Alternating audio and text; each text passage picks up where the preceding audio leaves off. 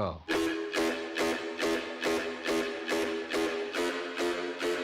What do you want on your tombstone?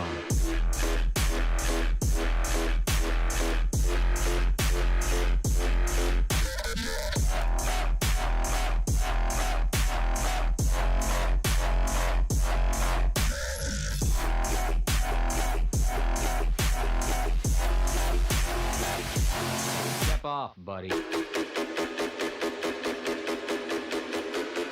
You have a good motherfucking night. Bloodsucker. You are racist. The Association for Retarded Citizens.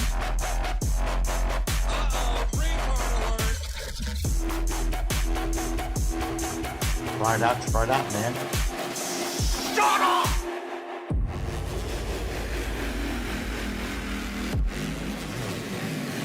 I'm gonna be honest with you. I'm kind of retarded.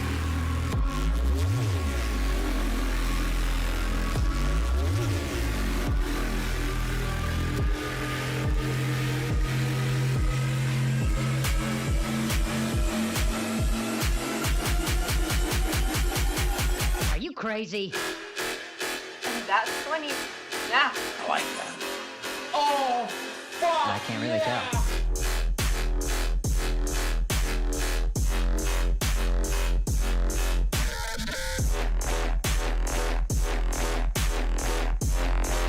I'm doing the best. Kiss my foot! Kiss it! I just don't know.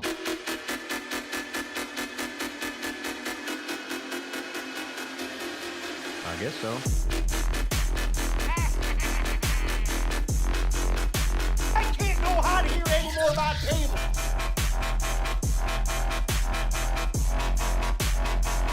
This game sucks. What?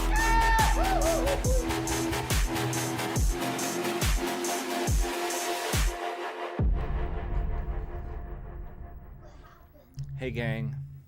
And then ever since then, you've been going down a arduous path of me waking up bright-eyed and bushy-tailed at freaking 6 a.m. Power World won. No, they didn't. Power World is ugly. It's ugly.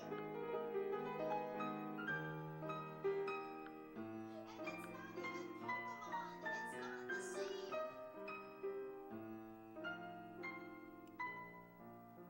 I feel bad for them though, getting sued to hell for things that don't even matter. God damn. Power World is not Pokemon. It's not. It doesn't play like Pokemon. It's not. It's nothing like Pokemon.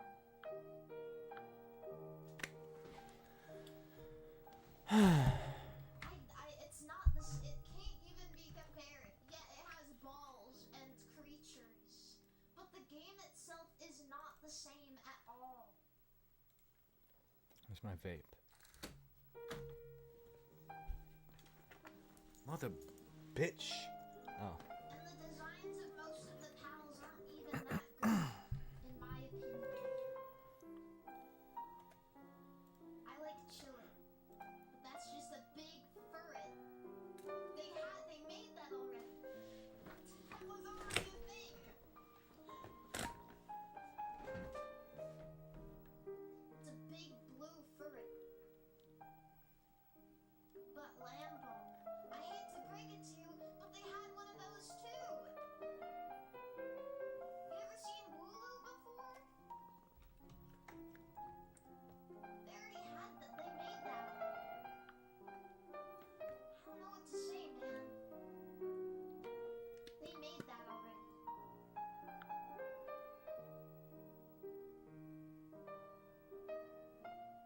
Power World was. I had a really good time when I first played it, though. I'm not gonna lie. Wait, I'm gonna go back here because I'm talking too much and I'm sitting with nothing in the background. And I had a really fun time when I played Power World for the first time. I had so much fun, but I wasn't having the Pokemon thing. It's not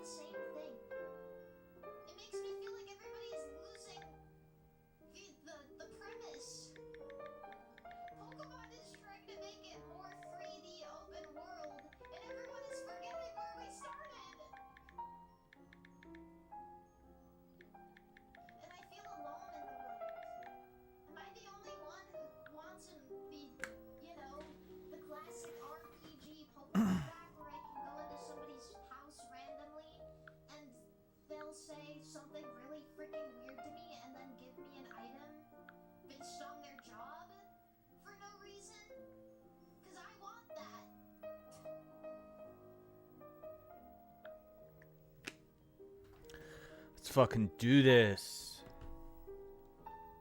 I need the sewer man Okay, to give me so I got a little under $6 25% done because he has last some extra night. in his pocket. Ooh, there's stuff I need to do. I need to delete myself under everything. And then there's Because like when cryptic Jay-Jo was shit, like talking, you go could to see the my goddamn camera. underground and there's this guy with big glasses and he goes, I know Alright, so I need to everything." delete And then he myself gives you everywhere like that a, I'm not I talking. don't know, a rainbow scale. And you're like, what does that mean? Like, I don't understand. But that's cool.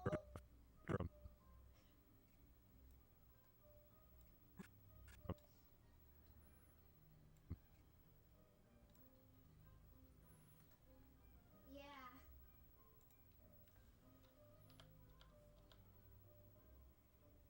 Yeah, he says, I know what you are. And then he gives you a rainbow scale. And then you get embarrassed.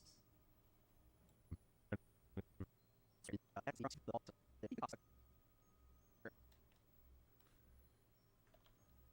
damn.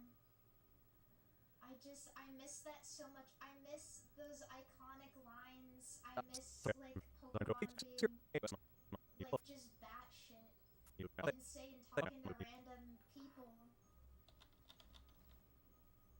Analyzing these individuals who you fight once. Because you have to, because that's just how it is in the Pokemon world. You lock eyes and you fight. If you have Pokemon.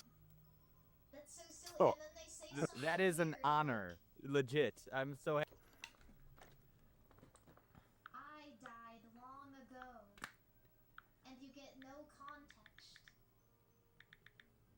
I like shorts. They're comfy and easy to wear.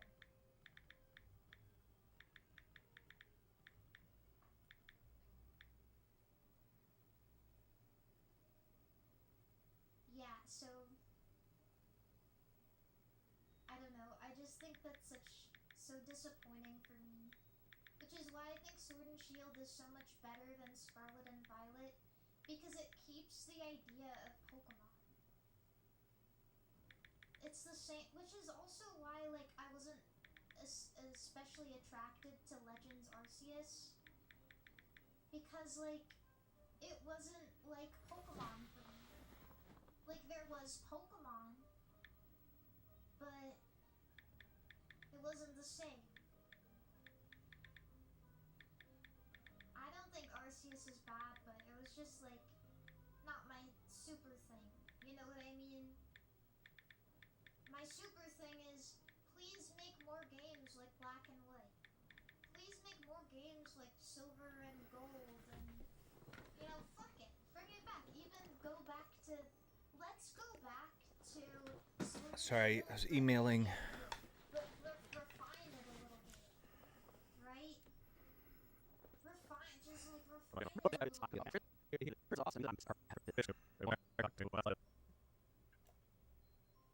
Let's get rid of me here. I get it. What the fuck was that? Oh. Thanks for subscribing, HW Jane. What's up? How you doing? Figure it out. Please. Stop. We don't need, I don't, this is why I'm super against, like, a national dex. I think That, as you could probably tell, I don't get those notifications very often while I'm live. Not a ton of people subbing. It's a slow burn, this channel. like, shut up. Took like 12 years to get the 1,300 that I have now. Does it feel weird editing yourself? Yes. I had a crisis. I had a crisis yesterday when I got to a part where I needed to talk a lot, and I edited the shit out of myself. Let's see if oh, right here. I say like, and then I like, and then I like, and then I like so many times during this. It took me forever to get used to that. Let's take a look at what I did. You're going to college. It's crazy. Anyway, sorry, way off tangent with politics. That's fine. There was something I was thinking during waves of And I cut off the beginning because I'm like, I would just like to, if I could add something right here. So I did a lot of cleaning up. This little section of me talking, I went more detailed in editing the dialogue than I have on any guest, I think. Just had a kid. Someone's going to college. But I think I made it a little more. Anyway, sorry, way off tangent with politics. That's fine. There was something I was thinking during Waves of Madness.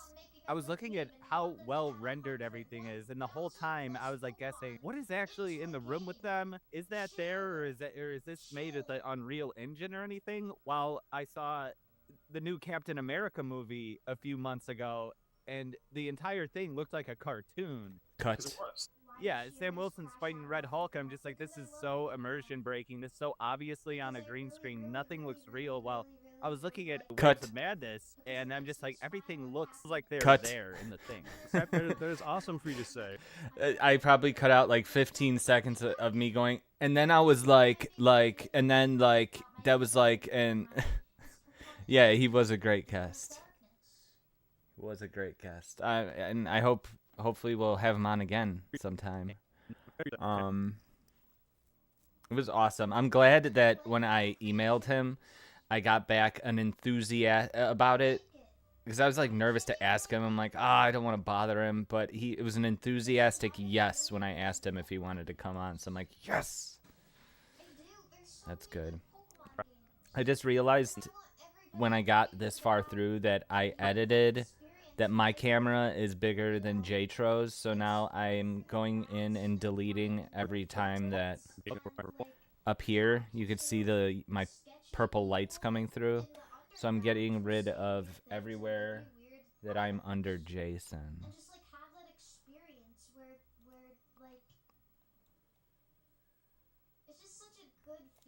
Luckily, I don't talk very much, so it's not a problem. And just like learn about these characters and find your favorites and like there's so much to it, guys.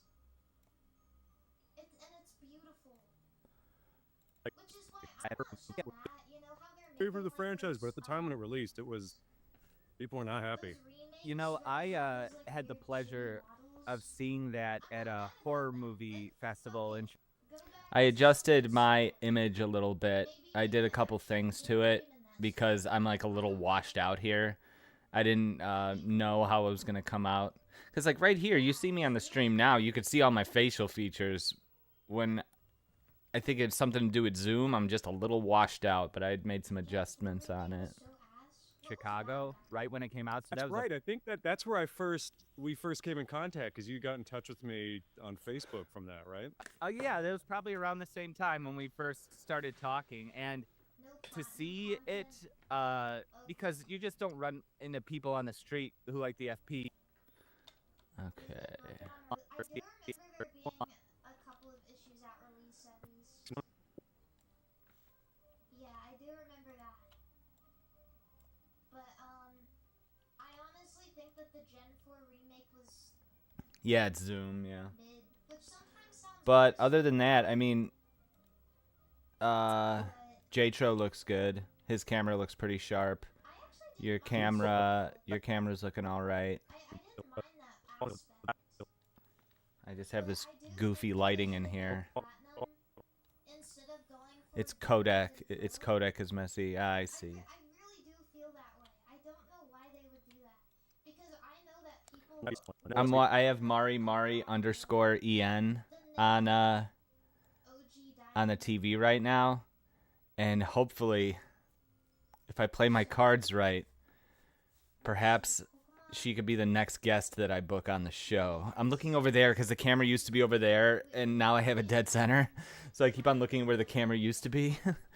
But I have an in with Mari because she's a huge fan of this comedy music video I put out in 2010. Well, with a guy, it was like a collaboration. and she does karaoke to it all the time. And I've talked to her once on Twitter, so maybe if I play my cards right, we can get a goldfish VTuber as a guest. I think that would be amazing to have happen.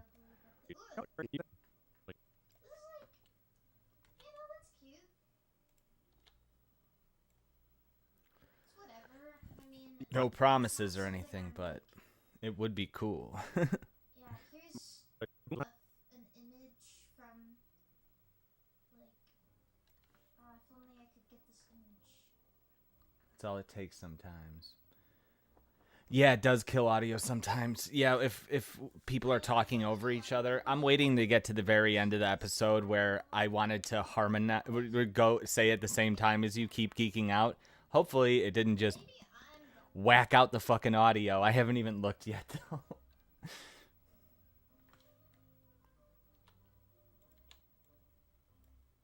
I just, like,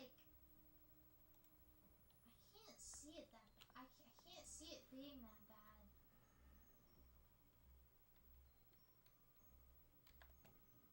What's the issue?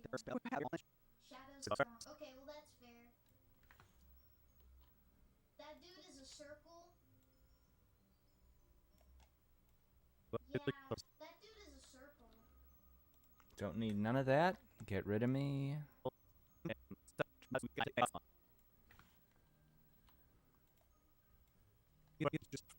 Signpost too. Wait, what's wrong with the Yeah, I really should take some like public speaking or just do YouTube. Go on YouTube and find like public speaking courses so I talk less stupid.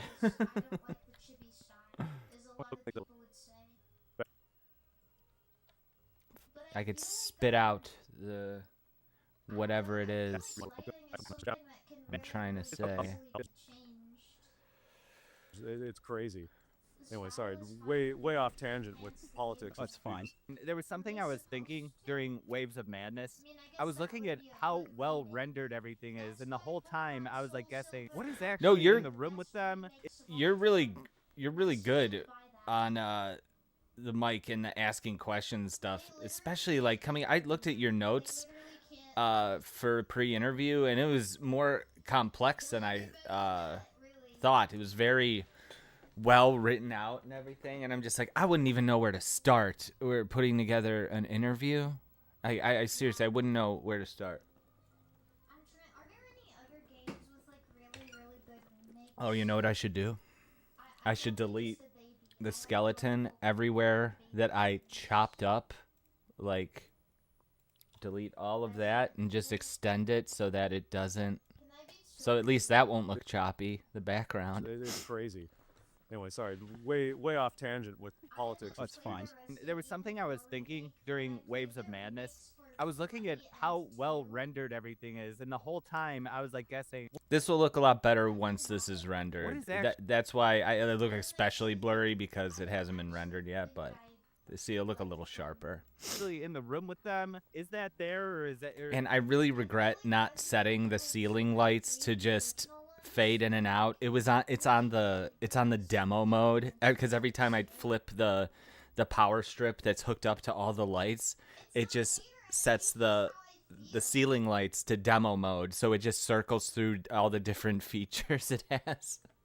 So is this made with the Unreal Engine or anything? Little busy, but I saw hopefully it doesn't give anyone a seizure while I'm on camera. The new Captain America movie a few months ago, and the entire thing looked like a cartoon.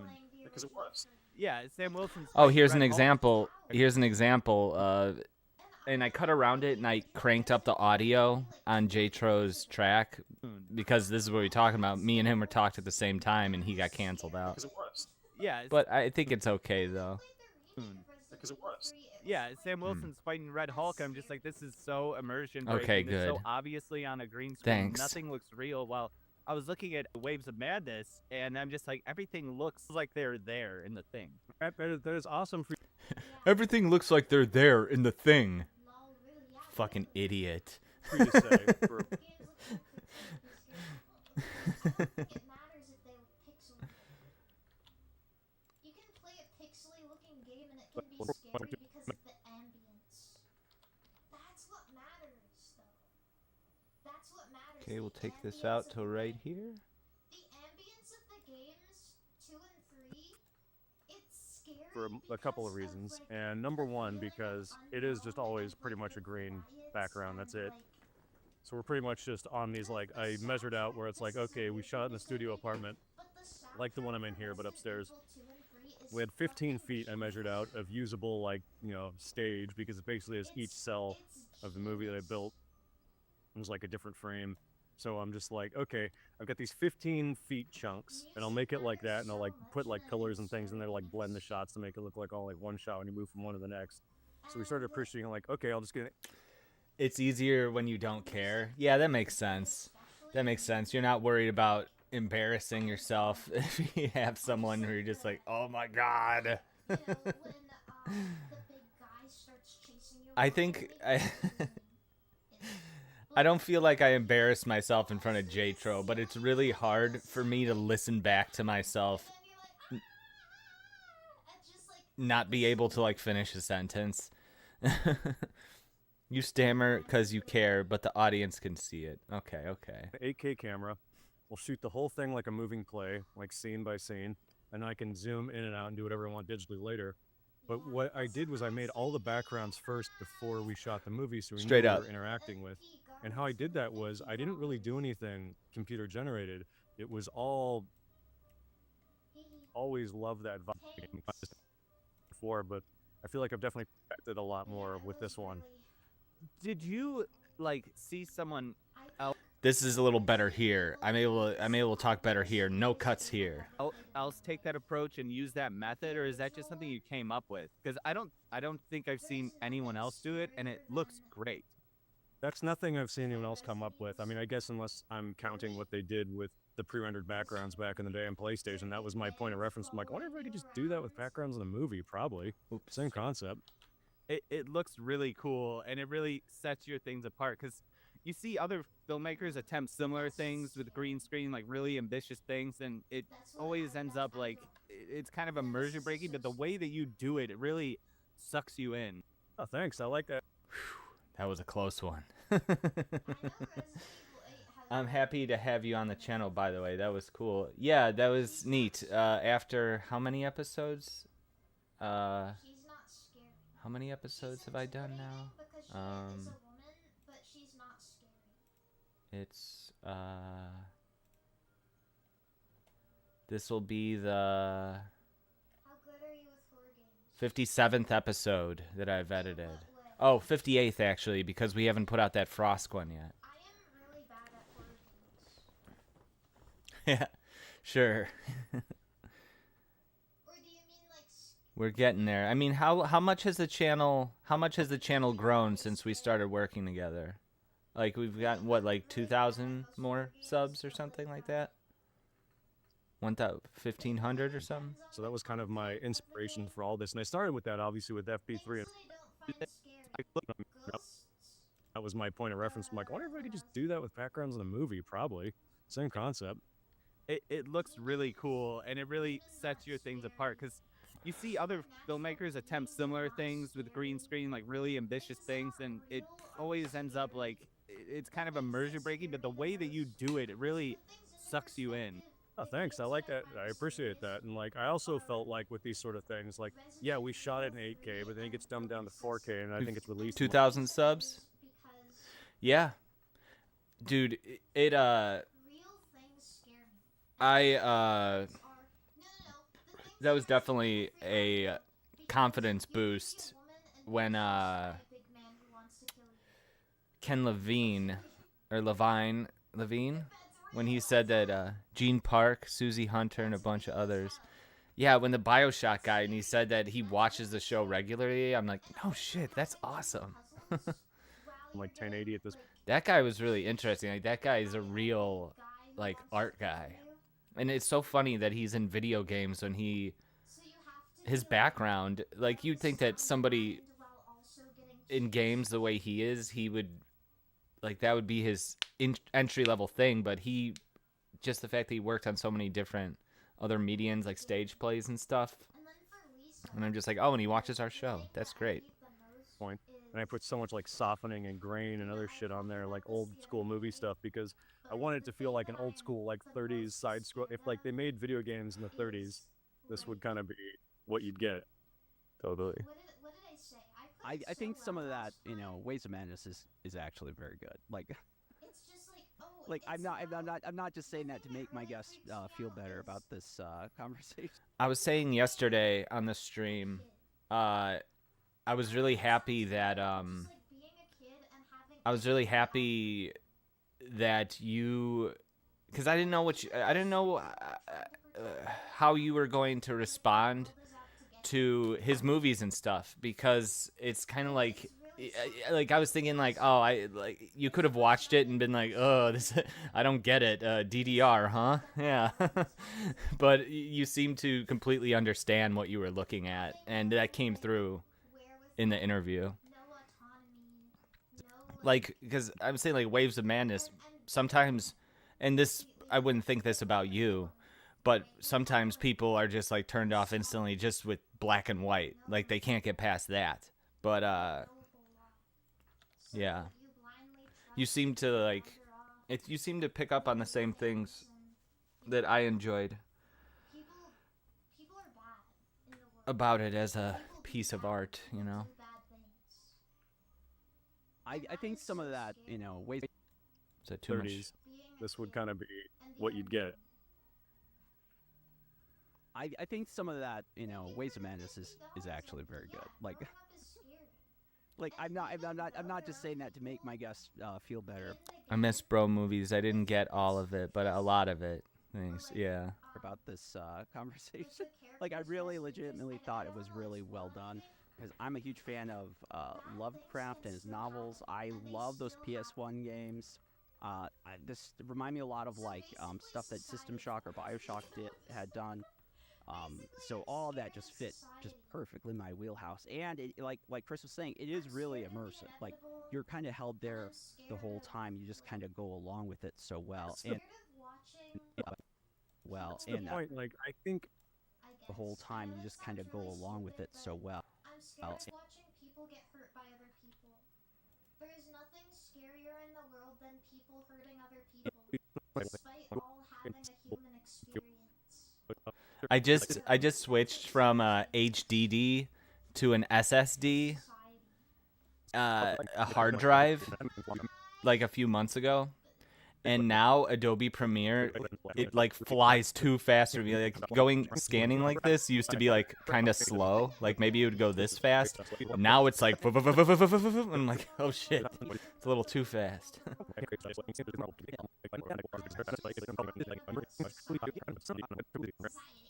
It was just so much fun, and I can't wait to do it again. I am the Joker. And for everybody who didn't understand why Now it's too good, yeah. I've saved up all of the money that both you and Vito have paid me throughout this whole year. And I have close to $1,000 now. So I am going, me and my tech guy who goes in, because I've gotten better over the past few years, but if I need to install stuff, I need to have my computer guy from Texas remote into my computer and do everything for me. And me and him are in talks of, we're shopping around to get a new CPU and motherboard for my computer. So things should be getting even better soon. At that point, I would have replaced all of the inner workings of the computer that was given to me 5 years ago. Like Chris was saying, it is really immersive. Like you're kind of held there the whole time. You just kind of go along with it so well. That's the point. Like I think with movies now too, and like obviously, I just want to make a side-scrolling movie because I'd never seen it before, and like one of my mantras now with movies is like, yeah, I'd like it if my movies like made money and like people watched it or whatever. But that's not my main approach. My main approach is always like, if I'm gonna make something, I have to have never seen it before. That's what I like. I didn't necessarily start that way, but I got to the point where I'm like, what's the point of just being a cover band and throwing more of that on the heap? If I'm gonna make something and spend 2 years of my life on it, I want it to be something I've never seen before. I need a computer guy. That's a good goal. My motherboard and CPU are dated. Yeah, mine are pretty old. And, like, it's such... I really dislike computers. Because, you run into brick walls all the time, and you're just like, well, I tried all the troubleshooting things, and the thing is still fucking up on me. And, like, for example, I had the minimum requirements to play Marvel Rivals while I was still using the HDD. It was a dying old hard drive that was very slow. And, but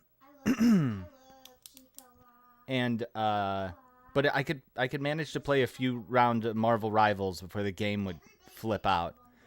And then I switch over to the SDD or SSD, whichever one it is, and now Marvel Rivals blue screens my computer every time. And we've tried every troubleshooting method, and it just doesn't want to go. And there's always that thought in the back of my head, even if I get an updated CPU and motherboard and stuff, there's a chance that it'll still blue screen the shit, and I'll just won't be able to figure it out. So computers are very stressful. RAM is dirt cheap right now. Yeah, I want to get as much as possible because I want to start messing around with AI and shit. And all that stuff is very intensive. Start working like comfy UI. I've been just on the fly, like looking through forums, just been monitoring what people have been able to do with it as it rapidly advances. And you just kind of go along with it so well. That's the point. Like, I think with movies now too, and obviously, I just want to make a side-scrolling movie because I'd never seen it before, and like one of my mantras now with movies is like, yeah, I'd like it if my movies like made money and like people watched it or whatever. But that's not my main approach. My main approach is always like, if I'm gonna make something, I have to have never seen it before. Have you played Balatro? I just got that for free through PlayStation this month. And Vito mentioned on the last biggest problem that he was playing it. So I'm like, okay, I'll give it a try. Very addictive. I've probably put in 9 hours of it in the past week. That's what I like. It's a card game, and it's just it sucks you in. Once you start learning how to play it, you're just like, okay. Like, I didn't necessarily start that way, but I got to the point where I'm like, what's the point of just being a cover band and throwing more of that on the heap? If I'm going to make something and spend 2 years of my life on it, I want it to be something I've never seen before. And that way it's like, I can't guarantee you'll like my movies, but I can guarantee you've never seen them. So at least there's that. Oh, and shit. if you are, 30, 36. No guarantees. Taking notes for the intro. I'm terrible, though. Practice makes perfect. You start to, because I'm not using the tarot cards as much as I should. I keep forgetting that they're up there, and I've died because I haven't been using them, and I just rush through, and I'm just like, okay, I'm on the things. I forget that I have those tarot cards, and I finally figured out how to use the planets, so yeah. And if you are that person who likes it, I think you're really into it. And what I liked about the side-scrolling beyond just like, oh, it's cool to do because no one's ever done it before. I was playing these games there's a lot of cool side-scrolling games now that are narrative and they have horror elements, like things like Oxenfree and stuff. I think that's probably around when I started tuning in. I was like, oh, this would be pretty cool actually. We just did a movie like this. Like, I also found that I'm getting unique stream viewers from playing it too. The game has a pretty solid following right now, enough to get me handful of new people eyes on the channel.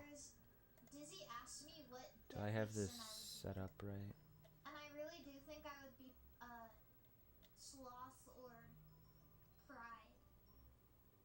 I think. Just chatting. Okay.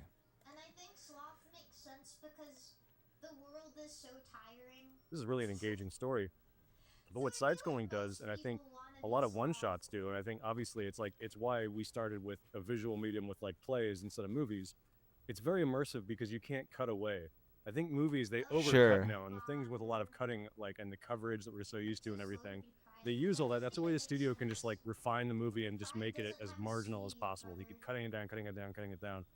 But what's fun with this is it all has to be a one-shot. So it's like you get to go back to the old school magic of movies where it's like, oh shit, you actually have to have like blocking. You have to both like act at the same time and interact with your surroundings, and it brings a life to it, and you can't look away. And I find when you can't look away, you're sucked in because... Oh, I just sent you a you're- text, but I think you were texting me back at the same time.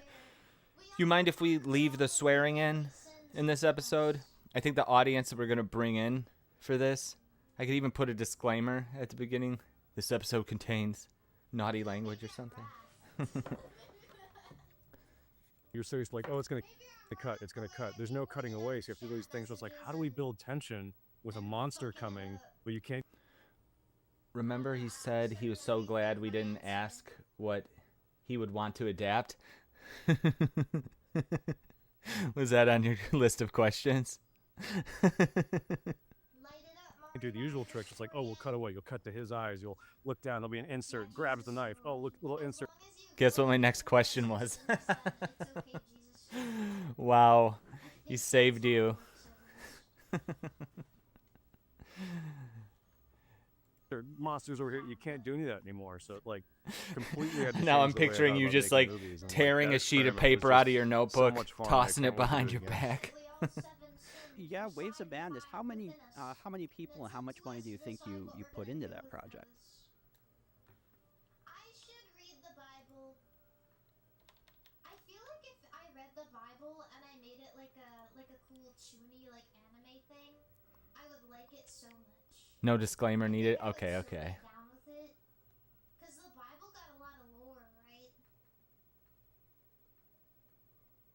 Let's remove me until I get to. Oh, I start talking here. All of the Bible guys as like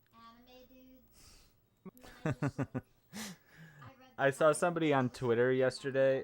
I'm hearing Mari talk about the Bible on the TV, and this made me reminded me. I saw someone post on Twitter yesterday that they should make a manga out of the Quran. I don't think that would go over very well with that community. It's a cool idea, though. It's definitely an idea I'd want to pitch to someone.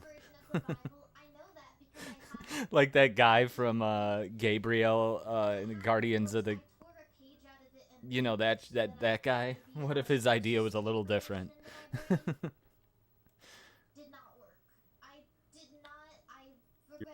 Oh, wait, I can't delete that yet.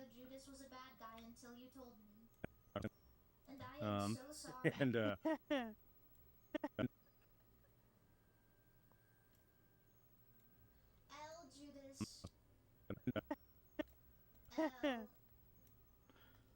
what a bad guy. L. Judas, he's a betrayer. sometimes it was Wow. just Talia and I. L. Depends which page you ate. I don't know. You know, Fine-tuning. I feel like I know a lot about the story of Job. Sometimes it was Wow. just Talia and I. Because I think it's such a weird story.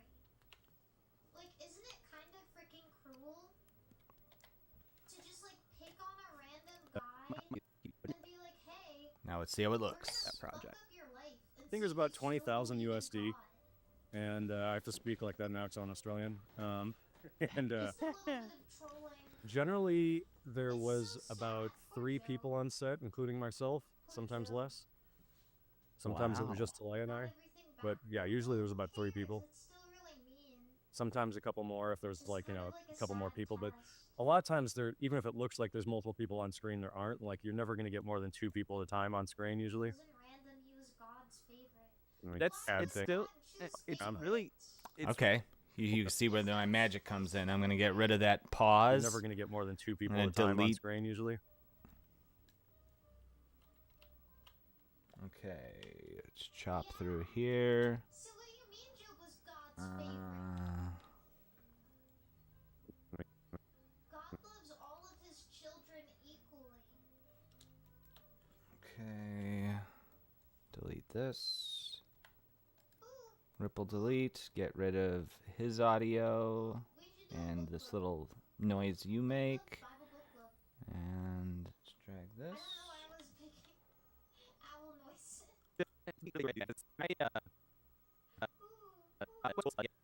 Oh, I talk for a long time. This is gonna be a nightmare. Oh, this is gonna be rough to watch. I've always been curious. Never going to get more than 2 people at a time on screen usually. it's still it's really cool that you were able to do that.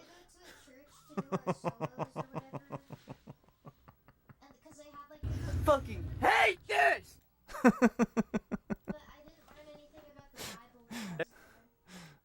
It's still it's really cool that you were We were able to walk around Oh my god. in high school, right? And I was a hungry motherfucker because Little kid having trouble talking. lunch because I never had time, or I would always Have you ever seen this, Pete? because I would play games. Have you ever had a dream that you had you could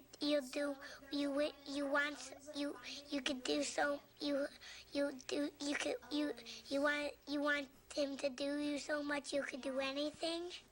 That's me in this interview. Officially. One awesome thing is like during one of the days, I can't really remember which day it was. Okay.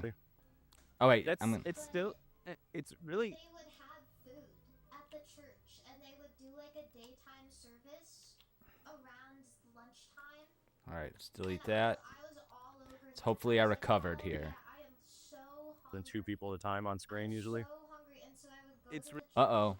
Uh-oh. the nice ladies would give me There's a food, gap. and I would Oh, sit down very and I would just, sneaky. listen to them talk about Jesus. Never Alright. going to get more than 2 people at a time on screen usually. it's really cool that you were able to do that because when I Oh, now I'm talking about my stupid movie. I went to school, just community college, but I wanted to get in Not necessary to mention it was community into college. filmmaking myself, and in 2007 I attempted to make my horror movie called Cicada, the horror movie involving cicadas, because we have a 17-year cicada plague here where billions of them come out of the ground, and I was trying to make it with a small amount of people who weren't very cooperative with 33. me, and it didn't ultimately end up getting finished. So the fact that you're able to make it work with just a handful of people is very impressive. Well, it's the handful. That wasn't so bad. That wasn't so bad. That wasn't as bad as that first one. People is very impressive. I wouldn't swear though. I didn't swear at the church. Had to plug. Minus that part. Okay, go over here. So let's move this to there. Yeah, so The fact that you're able to make it work with Yeah, cicadas are cool. Do you have like ever have those brood cicadas where like, because we have those, I don't know how much of the Midwest this covers, but every 17 years Chicago gets hit with those 17-year cicadas, and there's billions of them. It's insane. And then we also have annual cicadas. They're just like green. There are certain breeds of cicadas that come out every year, but those plague ones are crazy. We just had 2007 was the last one, and just this past summer was the latest one, which I had plans. Well, not any concrete plans, but I'm like, I should really try to finish Cicada, the horror movie involving cicadas, when the cicadas come back. But I was so broke last summer. It's just like, I don't have time to even think about this. Jesus Christ. They aren't intense here, yeah. It's just a handful of people is very impressive. Well, it's the handful of the right people. Now, and this is another thing that, you know, goes into my mantra, and I learned this over the course of doing things like, it didn't always start where everyone got along, I worked with the right people, but you'll generally see, and people ask me all the time, it's like, why do you just work with the same people and same actors? Like, we all get along, we all have the same mission statement, we're just buddies that want to hang out and create cool stuff. I've gone through a lot of people where they're just there because they want the check on their list, they want the piece in their resume, they want the real footage to get the next project and then throw you out high and dry, which is great, I get it, like that's part of the business, but I don't really do it for that, so like I've kind of assembled a group of core. Did you notice in All Superheroes Must Die, one of his co-stars is the guy who plays Havoc in X-Men Apocalypse? He's probably in X-Men First Class too. Yeah, he was in X-Men First Class. But yeah, I don't know if he did the X-Men movie before or after he did All Superheroes Must Die. He's also in Wet and Reckless, which I have not watched since it came out.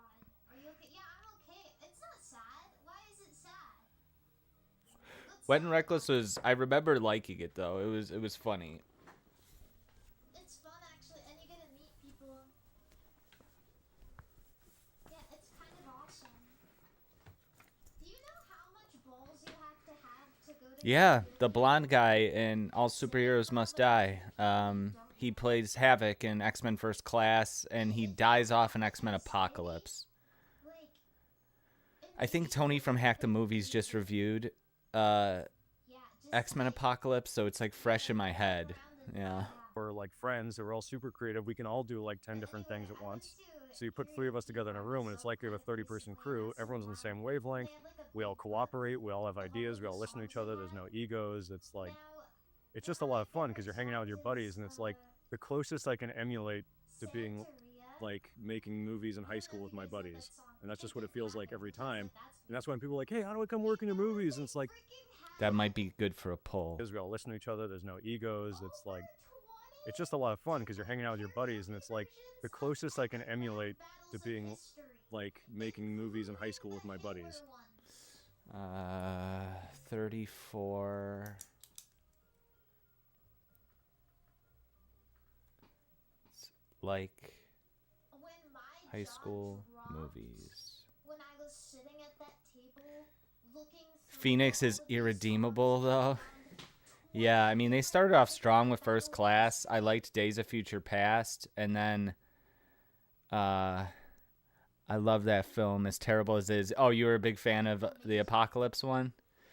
Yeah, they I feel like that's something you have to do with 2 people at least. yeah, the Phoenix, Dark Phoenix, and that's how they start off strong with those X-Men movies, and then they fizzle out. It's like, I don't know what happens. I think it's because they start off with one person. I think it's because they pass them around.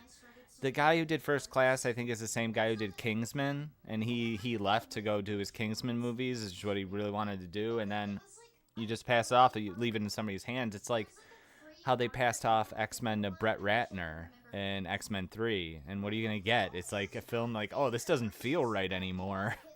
It doesn't feel like it is crafted by the same people. And that's just what it feels like every time. And that's when people are like, hey, how do I come work in your movies? And it's like, you kind of can't unless like you're a friend of mine, because like there's a certain language and everything. Like one wrong person on set can just destroy the whole vibe and mood of everything, because it's like it's a lot of hard work, so you have to like it. And if you don't like hard work, it's like it's gonna upset you, and you probably just shouldn't come. And like that's fair. But movies are tough, man. You gotta love it. How is that different than like what you did with the FP? Because like FP2, I mean, there are a fair amount of people that show up in that. FP2, there are a fair amount of people, but they're Gotta get rid of myself right here. Gotta get out from behind him. FP2, I mean, there are a fair amount of people that show up in that. So if you guys want like a cheat code to doing karaoke in public, when you guys do a song that has like a little ad-lib part in it, like in that FP1 was like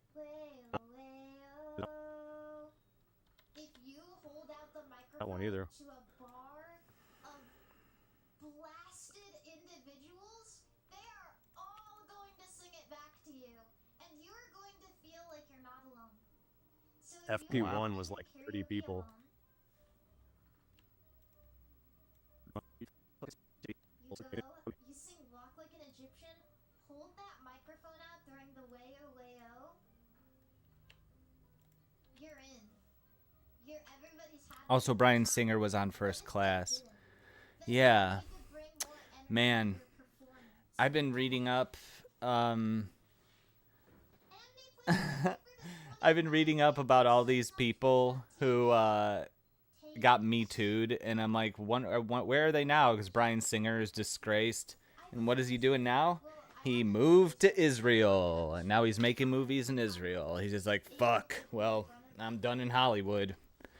Gonna go to, because he's Jewish, I guess. So he could move to Israel if he wants. So he's like, okay, just gonna go to Israel. You know who else did it? Jeremy Piven. He got Me Too'd. His career stalled out. Now he lives in fucking Israel.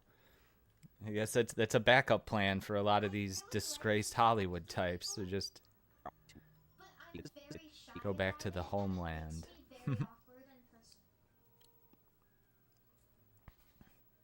Bryan Singer he made some good movies, so it's kind of disappointing that we're probably never going to see another film from him again, even though he seems like a monster who would have Diddy-style parties with teen boys. P2. So that's not cool, but still. Everything like one come and like that's fair, but movies are tough, man. You gotta love it. How is that different than like what you do? He made House also. Oh, the show House, like the doctor show. Wow. With the FP, because like FP2, I mean, there are a fair amount of people that show up in that. FP2, there are a fair amount of people, but they're not the same people from FP1. Like, I'll put it that. I guess that's probably the most political way I can put it. But we brought the people on for FP2 that we liked and cooperated, and everything got well. But yeah, you know, all the extras you see in FP2, those are all people who paid to be in the movie. I would have loved to do that, be in that Indiegogo tier, but it's just not in the cards for me. Like, just traveling to the travel and having to take the time off to do that. Yeah. But everyone, all those extras, they were great. They fit right in. We just should.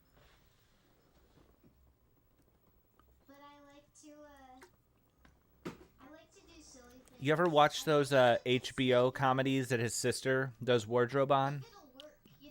Vice Principals is excellent. Walter Goggins, Danny McBride. And The Righteous Gemstones, I'm like a season behind, I think, but that is a very good show. Very good show. About like family of televangelists and just all the politics that goes in between them and other televangelists and their rivalries and all this stuff. It's very good. He likes you. You could get in a film. Maybe someday. But who knows? I mean, he seems to be completely Australian based now. You've seen Righteous Gemstones? Yeah, I haven't watched any of last season. I think they might have started another season since then. So I have a lot of catching up to do on that. Like, that's fair. But movies are tough, man. You gotta love it. But yeah, I'd say next time you watch that, or if you ever check out Vice Principals, just look at how sharp everybody looks. Because the wardrobe, it's like, I'm looking at Walter Goggins. I'm like, damn, I want every outfit that he wears in these shows. Maybe not so much the Righteous Gemstones, but definitely Vice Principals. The Righteous Gemstones maybe a little over the top, maybe not really my style. How is that different than like what you did with the FP? Because like FP2, I mean, there are a fair amount of people that show up in that. FP2, there are a fair amount of people, but they're not the same people from FP1. Like, I'll put it that. I guess that's probably the most political way I can put it. But we brought the people on for FP2 that we liked and cooperated, and everything got well. But There actually isn't that many people on FP2. Look, like those are mostly those big scenes of like silver screen muggers, which is how we got the movie. Does my sister know them? This is a good thing to bring up. You're going to Anime North. I'm doing karaoke at their truck party in the park. Know who? I have a problem on my live streams is I'll forget anything that I say 30 seconds after saying it. It makes me very hard to communicate with the chat. We're gonna get the crowd like hyped, and it's gonna be really awesome. My sister, my older sister, who's younger than me, I'm the oldest, but my sister is like in the industry. She's got some legit credits. She was actually, if you know this guy, Harris Whittle, he was one of the producers of Parks and Recreation.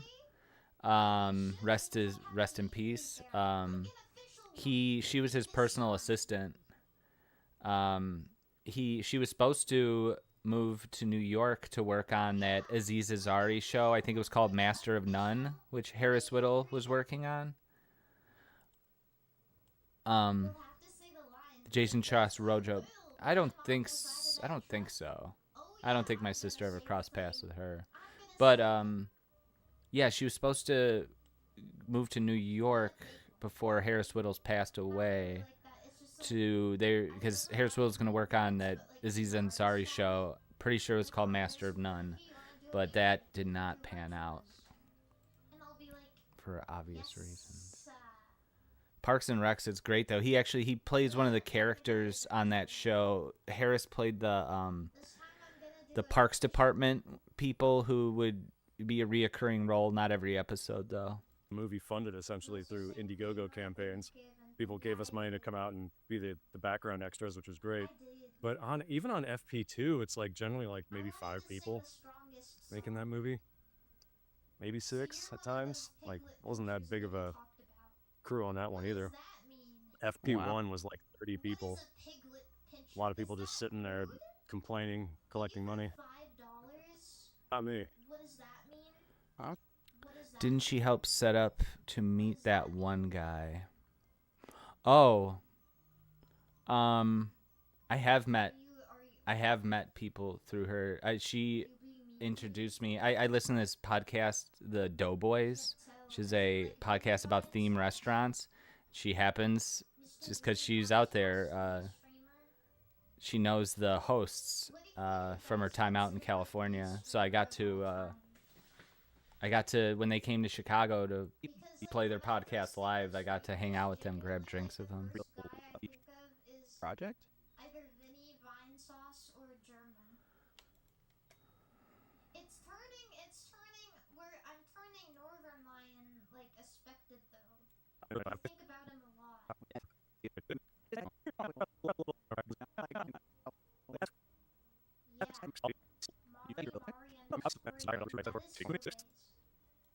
I meant, yeah, okay.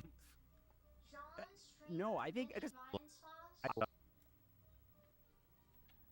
Whoa, real answer PewDiePie. Really? You know, whenever I think of YouTube, I think of PewDiePie. Future project? No, I mean, obviously the first FP. Mike Mitchell, that was the guy. Ooh. Mike Mitchell, you know what he's on? He's a character on the Twisted Metal TV show. He's actually, in a way, he's one of like the main characters. He's like one of the more sympathetic underdog people on the show. He survived season 1. He's going to be in season 2.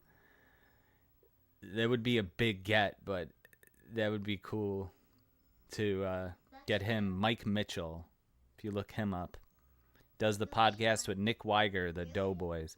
It's helping a lot, actually, but my memory's a bit weird. I'm on new meds. Oh, I see.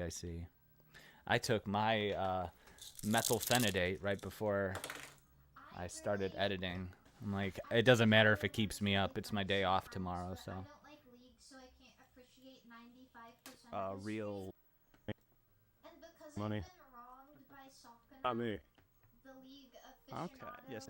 telling me that I'm a baby for like A lot of people just sitting there Yeah. complaining, collecting money. ever give Not me a me. chance.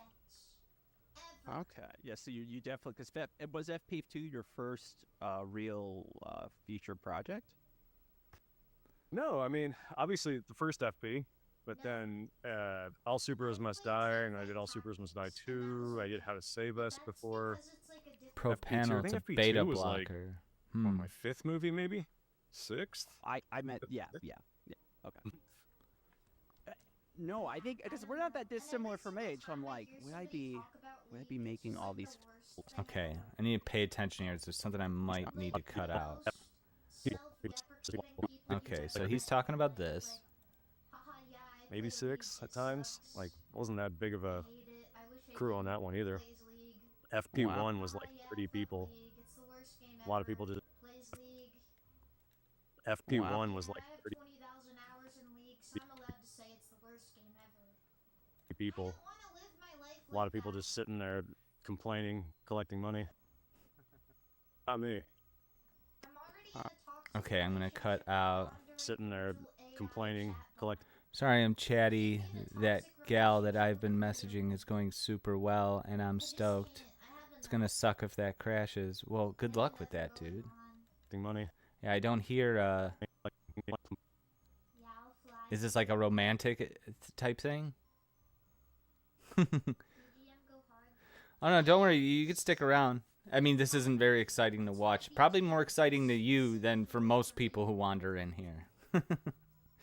Complaining, collecting money. Have you talked to him recently? 5 days ago. Not me. 6 now.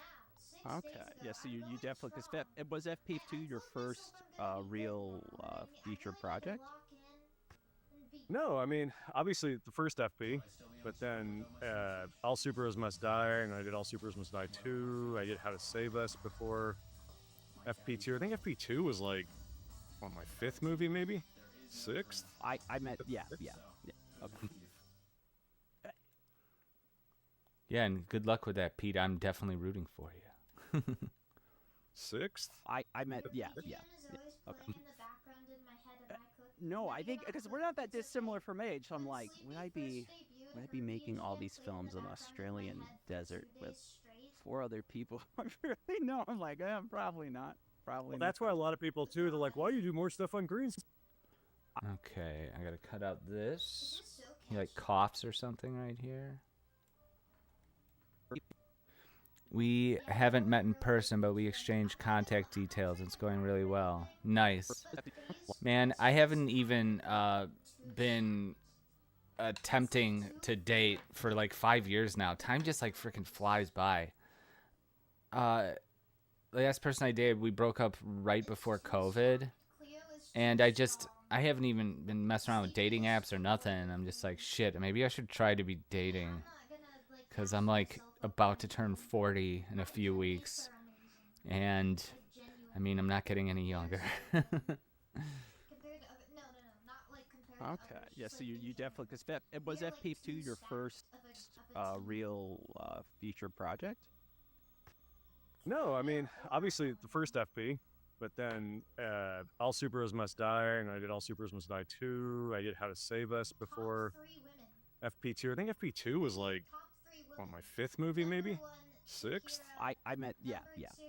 Okay. No, I think because we're not that dissimilar from age. So I'm like, would I be making all these films in Australian desert with 4 other people? I really know. Yeah. I'm like, probably not. Probably. Well, that's why a lot of people.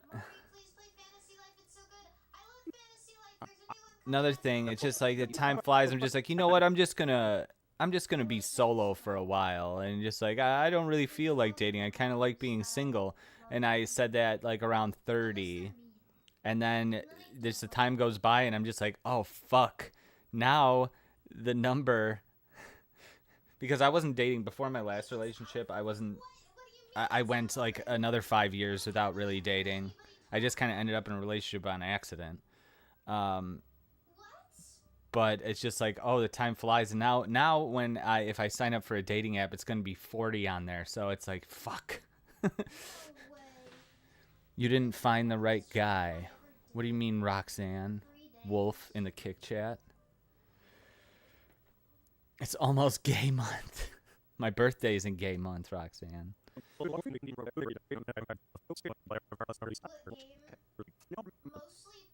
Australian desert with 4 other people. I really know. I'm like, probably not. Probably Well, not. that's why a lot of people too. They're like, "Why do you do more stuff on?" Oh wait, was it 3 days or 5 days? Oh, I'm sure you are. Literally just me trying to finish Sonic Advance. Sonic Advance 2 or 3, I don't remember, but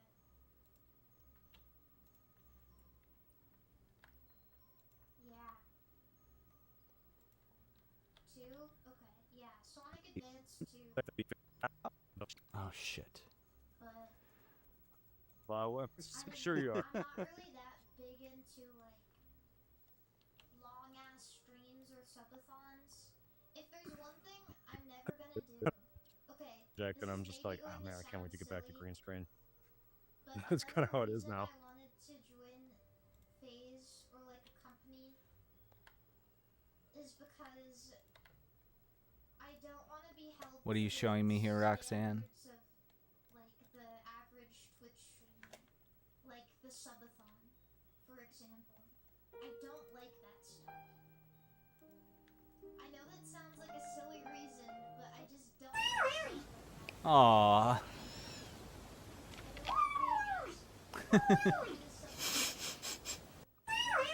Sits in the food.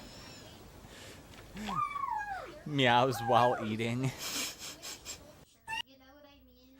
That is very cute. Thanks, Roxanne. I'm not gonna lie, subathons Would I are be like making all these films in Australia? People, I really know. I'm like, probably not. Probably Well, not. that's why a lot of people too. They're like, "Why do you do more stuff on green screen now?" I'm like, "Well, because it is air conditioned or heated. The bathroom's right over there. There's the food. Oh, I You want just to take I a missed break, you it. just sit I down. missed.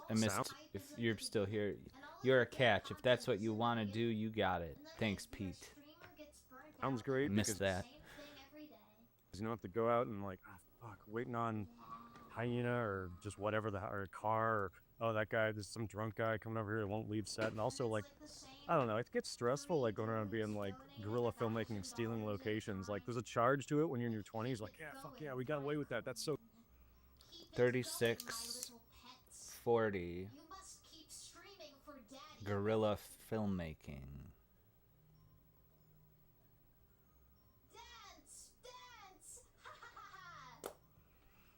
I've been burning through this notebook. I just switched to this one a few months ago and I almost threw all 70 pages of it. Biggest problem in Culturescape, Volume 3. Most of it is Culturescape. That should get the top billing in the notebook. So cool. And then you're like, oh, man, I don't want to deal with this right now. And like, I don't know, you start getting older and there's so much you can't use, like, oh, we're just kids in school making a movie. It's like, okay, Grandpa, well, sure you are.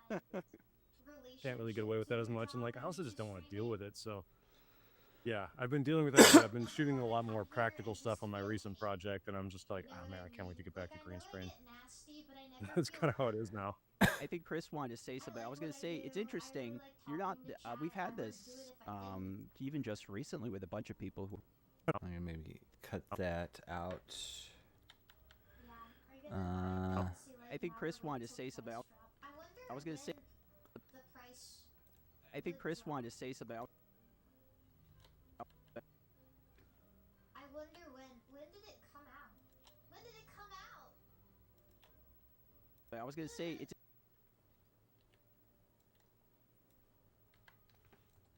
Yesterday. Like, really? What? Okay, then I'm not that, like, I'm not I was gonna. that cooked. What IP is this game? I was gonna say. Perfect. $70 on an unknown MMO. This ain't Final Fantasy 14. Oh, so Final Fantasy 14 is okay to talk That's kind of to how it is now. I was gonna say, it's interesting. It's a little too.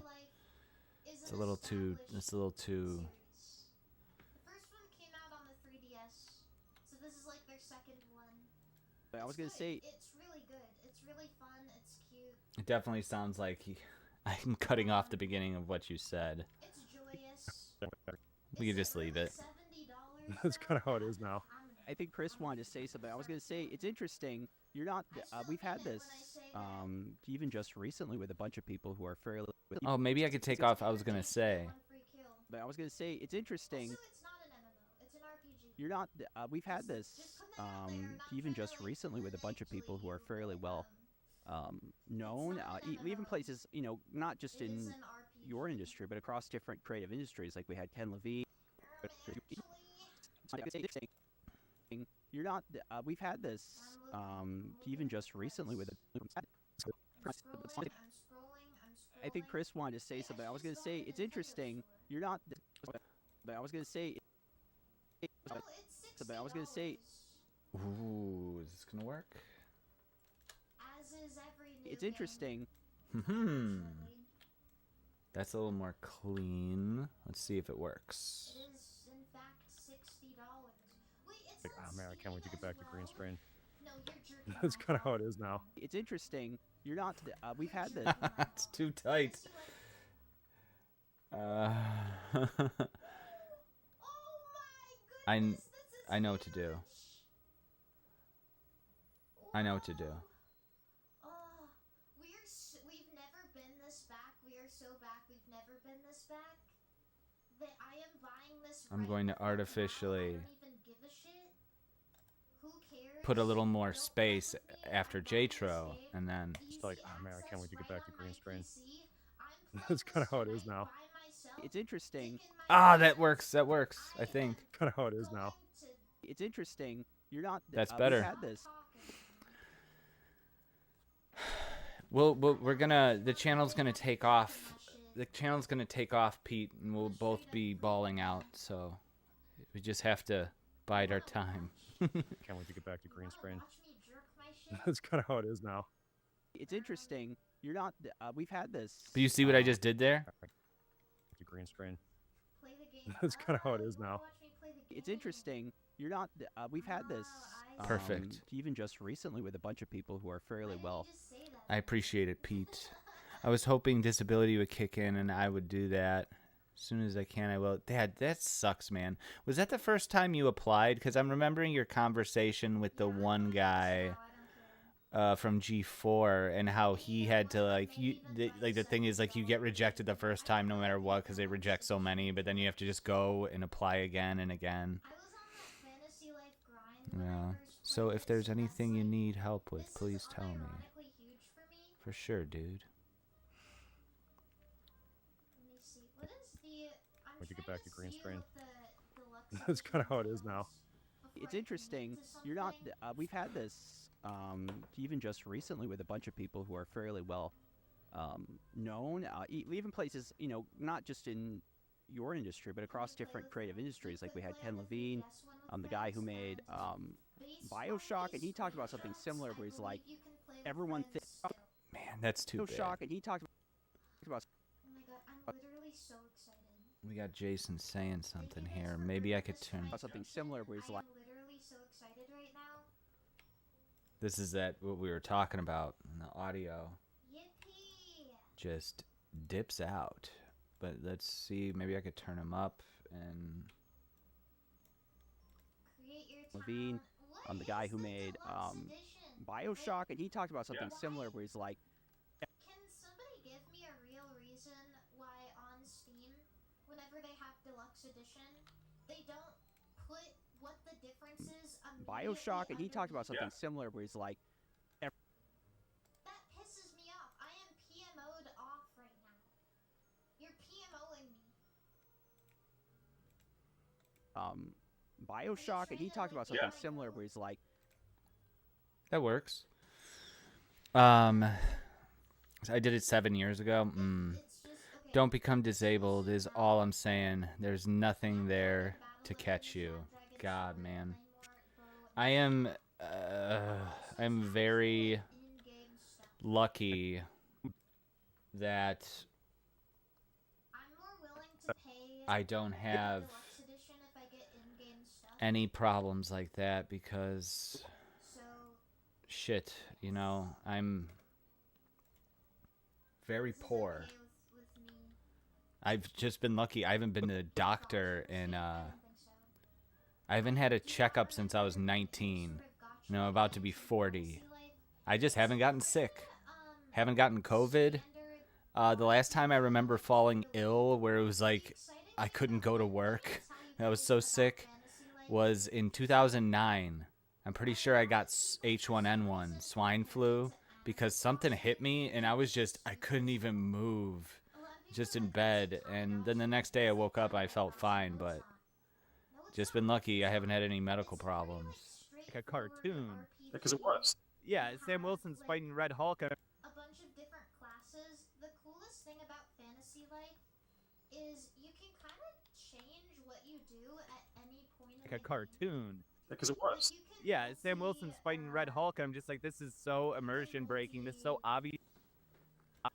Yeah, and can't be taking that for granted. Medical problems are the worst. Oh, I'm getting through a little bit. I think I was like here when I started. Getting this far. Got this much of the block left. How long have I been on? An hour and 17 minutes? Medicaid, I'd guess you would qualify. I am on Medicaid. It just kicked in March. I have to go to the dentist to get this tooth fixed and this whatever's left of this tooth pulled out. That's the main thing. I do need to get dental work done, and I need to get a checkup. I need to go see a doctor too. So before they're raising the alarm, saying they keep on saying that Trump's gonna make it so a bunch of people get taken off Medicaid. I'm like, if I get taken off immediately after getting put on, I'm gonna be so upset. Also, another thing that's been helping me out, 2025 has been great, is I got approved for Medicaid in December. And with that, because they looked at how much money I make, or how much money I have income at the end of 2024, they're like, you also get food stamps. So they gave me a link card. I get $175 to spend on food every month. And it doesn't cover all my food, but what it has done is it made me think about the way that I buy groceries and plan ahead. Because what I used to do, I would be eating out all the time, which I've, for the most part, stopped doing, or I'm doing it a lot less. Used to like get fast food multiple times a week or takeout. I stopped doing that. And I just not even thinking about it. I'd be going to the grocery store like almost every day and spending $30 every day. And I'm just like, it's forced me to like actually think about those decisions. So, and 2025, I've been making like way more than I was last year. Last year was just a really rough year for me at work. I was like making like 30 to 50% less than I was the first 10 years I was at my job. So I'm just like, I am just barely scraping by. But things have been better this year. And I might not qualify for it because I was like, if I would have made like 700 more bucks a month, I wouldn't have qualified. But yeah, I should take advantage of it now because that dentist stuff, I'm probably going to have to get a cap on this tooth or a root canal, which should have been over $1,000. Now it's going to be like 400 bucks or something. So got to get it done before I lose it or before Trump takes it away from me, which hopefully that's just fear mongering. Hopefully. Dude, they just passed that no tax on tips. Over 2/3 of my income is tips. So that, if that passes in the House, that's great. That's great. And you know it'll stick because anybody who comes into office after Trump, if it goes through, if they take that away from people, they would be universally hated by so many people. So I don't think anyone who comes into office afterwards is going to say, you know what, we're going to tax your tips again. I think once they change it, that's it.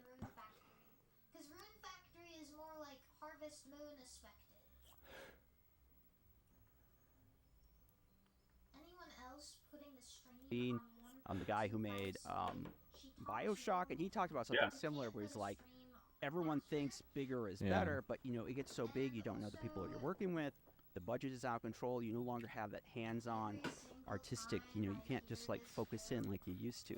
And I've seen that with several guests lately we've had on the show, me and Chris, where they're like, you know, we want to zone in and we want to work with people we know really well, that are friends, that we know what they can do and how to do it. and they're much more artistically fulfilled. So it's interesting to me that you were finding yourself approaching this in a similar vein, even though you're in a completely different industry to those folks.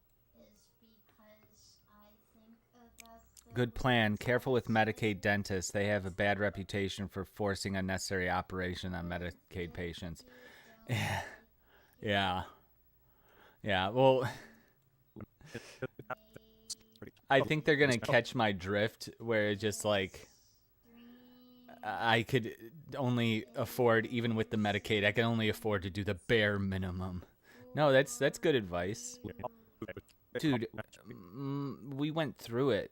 We went through it all. Like my sisters both had braces and stuff, and they, I think we might have had dental. I don't know what the situation was back then, but yeah, some dentists are shady as fuck, and they'll say that you have a bunch more cavities than you do, stuff like that, just so they can get more money out of you. The dentist got bad rep in the disability community. Gov awards them per procedure, so they overdo it. Yeah.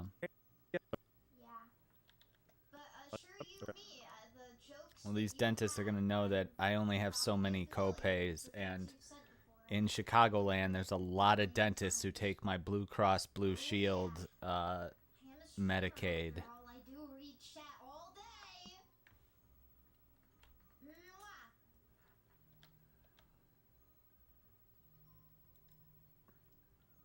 Some dentist tells me something I think is crazy. I might just go to another dentist, see what they think.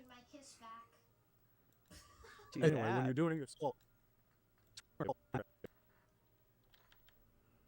they won't hear it. Anyway, when you're doing your skull, you. Uh-oh. Oh, I start talking. Here we go again. You can be the guy that's like, I'm just gonna go do it, and give it a shot. Excuse me. Give it back.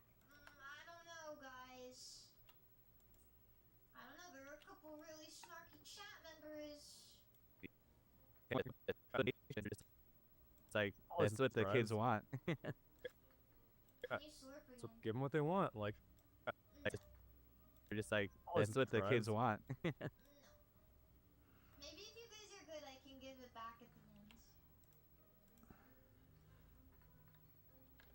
Cut out what Jason says right here. No. I just bought Fuck. I am so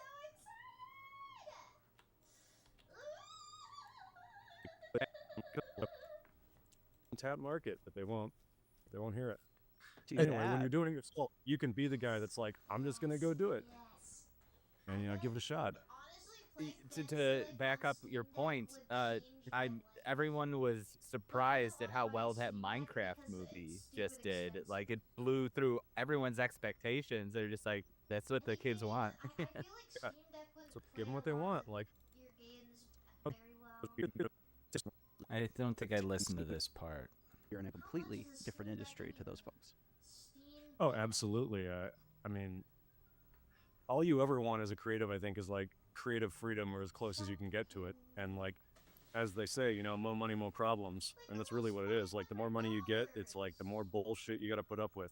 And that's not just making it. That's like the releasing of it. Like, here's one question that I regret us not asking is, how does his eye patch work? How does it just stay there? I've thought about that for a long time. Never thought to ask.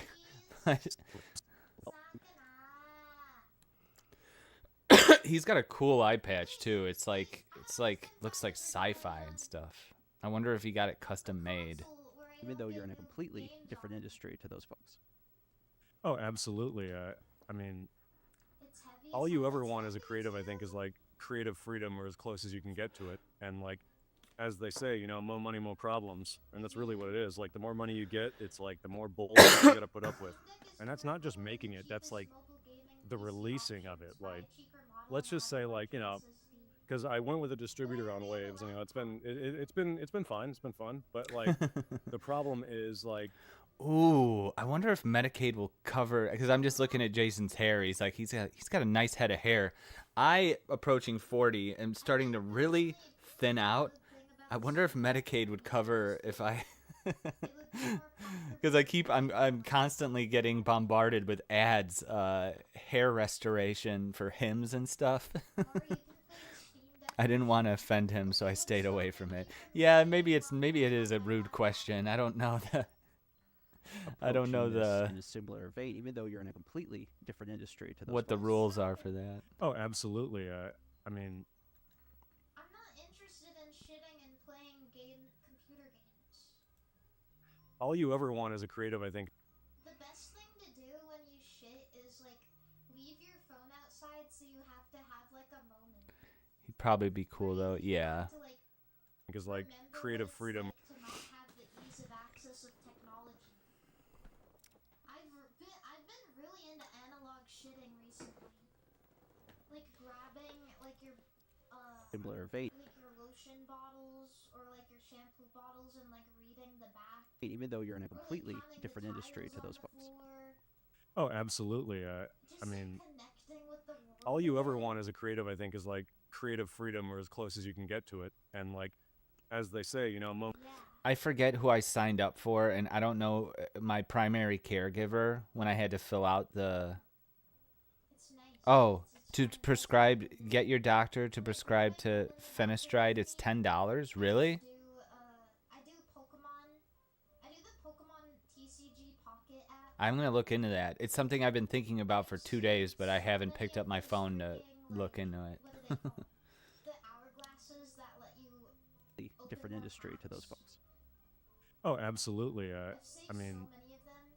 all you ever want as a creative, I think, is like creative freedom or as close as you can get to it. And like, as they say, you know, more money, more problems. And that's really what it is. Like, the more money. That's all those services do. They give you these pills and then a minoxidil hair lotion. Yeah. I would be aura farming Yeah. on the toilet. I'd be Yeah. aura farming on the toilet. It has to be something I stick to for at least 3 months to see if it works. That's what they say. I get the ads all the time. Money you get, it's like the more bullshit And once I actually do look into it, I'm going to get 10 times more the ads. shit you got to put up with. And that's not just making it, that's like the releasing of it. Like, let's just say, like, you know, because I went with a distributor on Waves, and you know, it's been. Those other services charge $100 a month. Oh, okay. Shit, yeah. When I was coming home.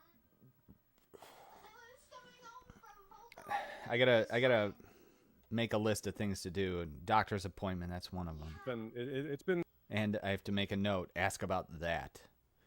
I keep it on my desk and I just look at it. It's been fine. It's been fun. But like, the problem is like, just because of bureaucracy, just how things happen. I turned that movie in, like I finished it at the end of July last year.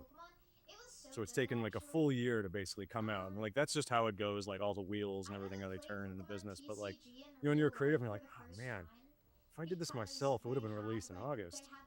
That would have become the next project. But it's just that kind of thing where you're just like, I don't know, it's like release stuff. Like a lot of times bigger companies, they don't, and distributors, they don't like really care or listen to how you think something should be released. Like all the FP movies, like when I was doing those with other people, I was like, we should really target gamers. And like, no, we'll go to indie filmmakers. And like, indie filmmakers are gonna fucking hate this. Give it to gamers, trust me. And you know, This has potential for the or intro. listen to how you think something should be released. Like all the FP movies, like when I was doing those with other people, I was like, we should really target gamers. And like, no, we'll go to indie filmmakers. Okay, this is definitely getting in the intro. Indie filmmakers will hate this. Get the gamers. And what a battle box is, it has essentially like about a full deck. Don't like really care or listen to how you think something should be released. Like all the FP movies, like when I was doing those with other people, I was like, we should really target gamers. And like, no, we'll go to indie filmmakers. And like, indie filmmakers are gonna fucking hate this. Give it to gamers, trust me. And you know, they're like, no, we're gonna give it to like the most hipster filmmakers ever. It's gonna be great. And like, they're gonna hate it. And sure enough, they did. No one would listen. Like, go to the gamers, target the gamers. Like, they won't They're so afraid of doing that with movies. I'm like, guys. Oh yeah, Vito knows his med hacks also, but he always gets sketchy drugs. Yeah, like that what's it called? The weight loss stuff that had the Mountain Dew logo on it. And then when he tried to look back at the website, it's just gone. Bathtub, what's it called? Fuck. It's all the rage right now. With that big popular, yeah, and he's injecting it and he has to mix it himself. He's like, if you fuck that up, it's dangerous. Yeah, Chinese street Ozempic. Oh man. But he's been using the hair loss stuff, and he used to be completely bald on top, and now some of it has come back already, like in the middle. It's just like, wow. It's everyone, there's always like weight loss pills, stuff like that as the same. There's also been, my entire life, there's been hair loss treatments, and basically the consensus is like, does any of this shit actually work? But now I think we've gotten to the point where we found something that makes people lose weight, and find something that they've found methods that actually restore hair and stuff, and it's crazy. I'm like, oh, they're finally there. And then you realize they're just like, oh wait, AIDS isn't a big a deal as it was when I was a kid. That used to be, when I was a kid, AIDS was like the scariest thing in the world. Everyone was afraid of getting it. Even me as a child, getting AIDS was something that was a legit problem that could happen to me in my mind. And now nobody talks about AIDS anymore. Surprisingly works. Yeah, I would look into it, because it's really in the back too. I'm really thinning out, and I was lucky. My little brother, he went horseshoe pattern bald when he like turned 20. Like my dad, he's completely bald on top. It seems that I am taking more so after my grandpa, where it's gonna be thin in the front, thin back here, but I could probably maintain a head of hair. But I miss having thicker hair or whatever. It's always been kind of thin, but I'm pretty sure it's getting worse. For real, it's amazing. All right, I'm gonna look into it. Movie adaptations. Not HIV, but full-blown AIDS. Adaptations of video games now are making more money than anything else. Like, target the goddamn gamers. Like, they want to watch stuff. It's an untapped market, but they won't hear it. Anyway, when you're doing it, you can be the guy that's like, I'm just gonna go do it, and give it a shot. To back up your point, everyone was surprised at how well that Minecraft movie just did. Like, it blew through everyone's expectations. They're just like, that's what the kids want. Yeah. So give them what they want. Like,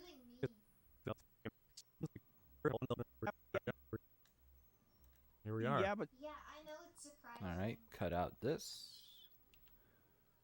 And there were like 30 people. So it was like Cut out this. Whoop, whoop. Cut out this. It's not bad. It wasn't bad at all. Yeah, huge. My younger brother is the same thing. I only developed hair issues from COVID. Seriously? That happens? Maybe I did get COVID, and just my stellar immune system just stuffed it and I never knew. But it's affecting my hair. Field around the shop, and it has a big sign on it that says "No girls allowed." You're a Yu-Gi-Oh player. It's okay. I also like Yu-Gi-Oh. blew through everyone's expectations. They're just like, that's what the kids want. Yeah.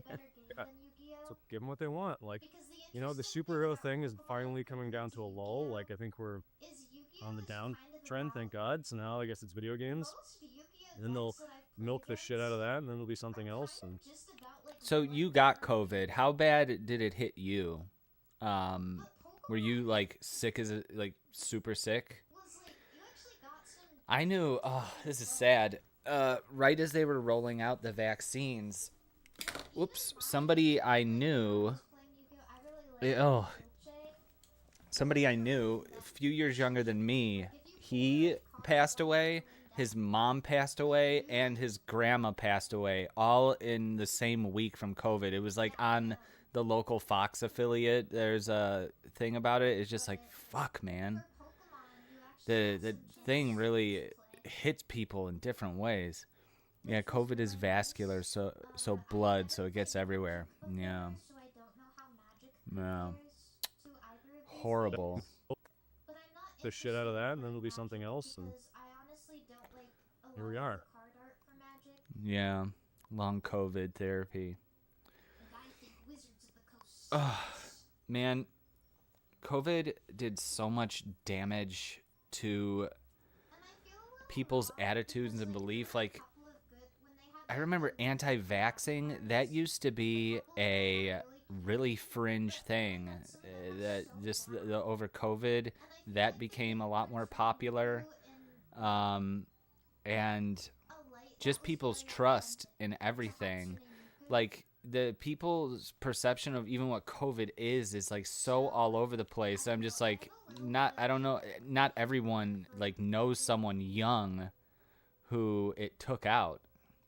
And it just so happened that I guess whatever was in the genetics of that family took 3 people out under one roof from 3 different generations. And it's like, you know, people like don't even think it's real, and it's a lot of it is the government's fault for lying about things and switching things up. So the trust in the science and the government and the medical community, I think, is like at an all-time low amongst people.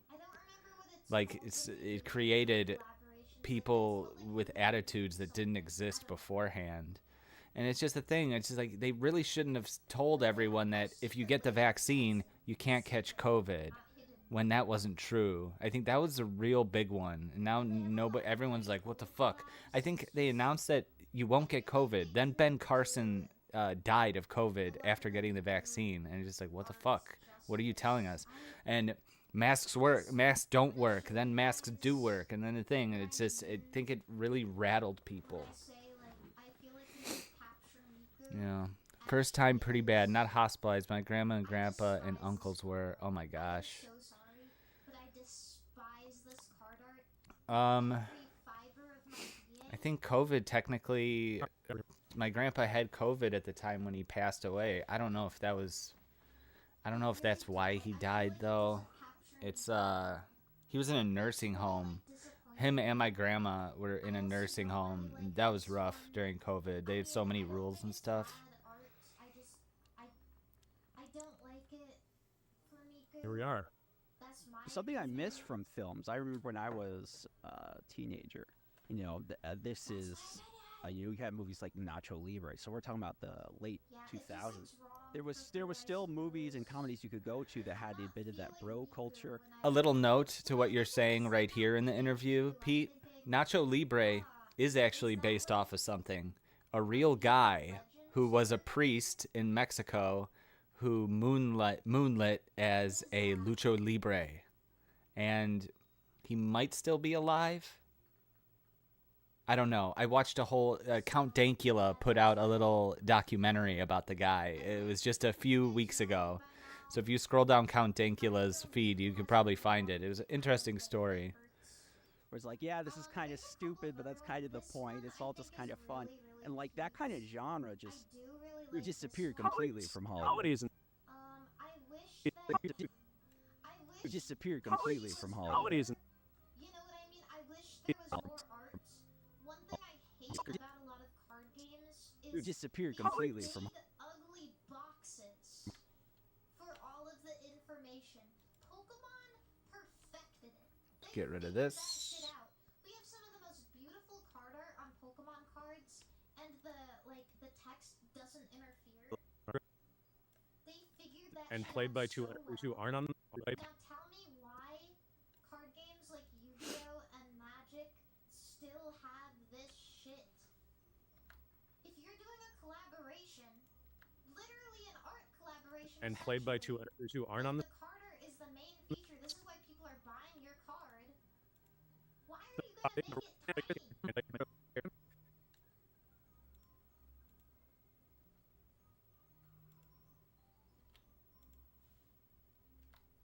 don't like it.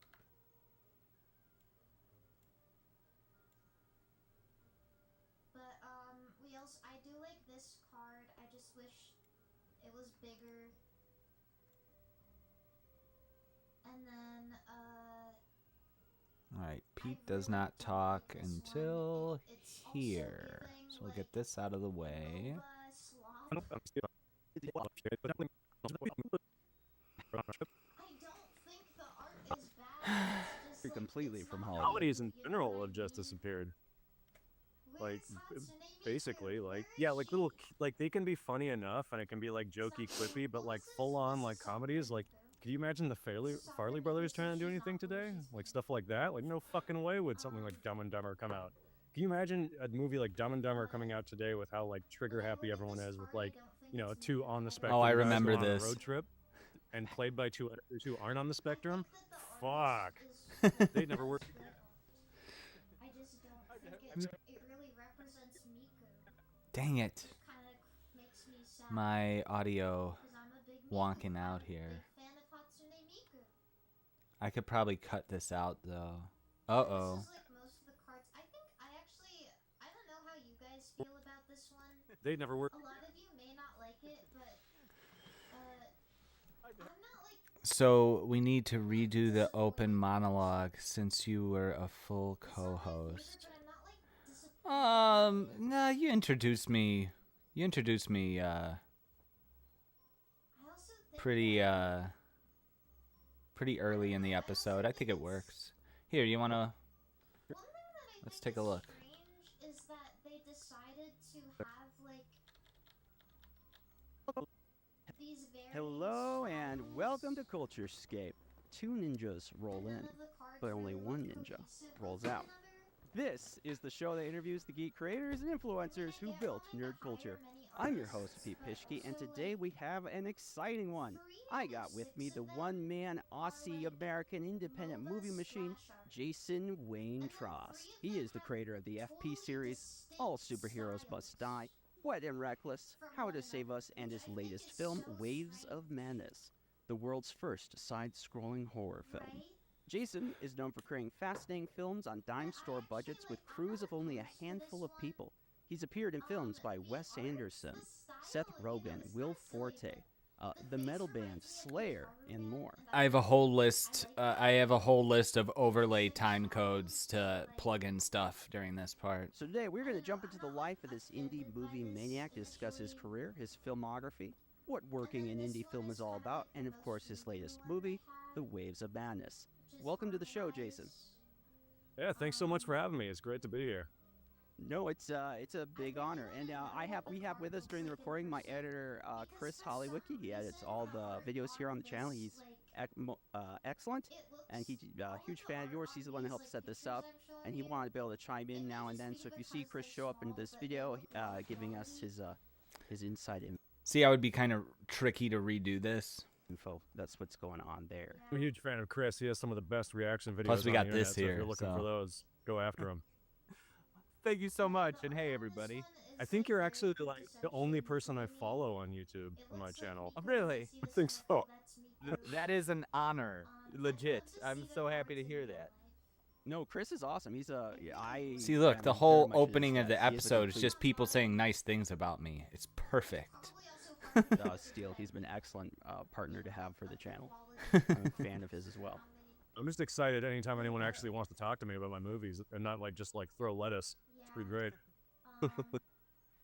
Getting ready for this, Yeah, the intro's good. I think it works. Mari, do you fuck with Bodvar? What's that? Also, I think there's more Miku cards. I'm pretty sure they have like a second set. All magic Miku cards. Okay. Those who aren't on the spectrum? Fuck. They never work. Here we go. Okay. It's a goddamn classic. Oh my god. I'll have to turn up my laugh.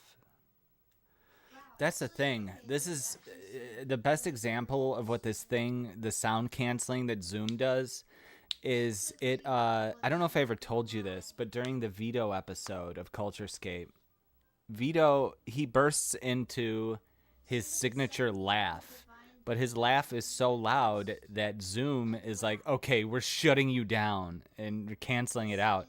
So Vito said something in the Culturescape episode that was a total joke. He said something, I forget what it was, but it was kind of messed up.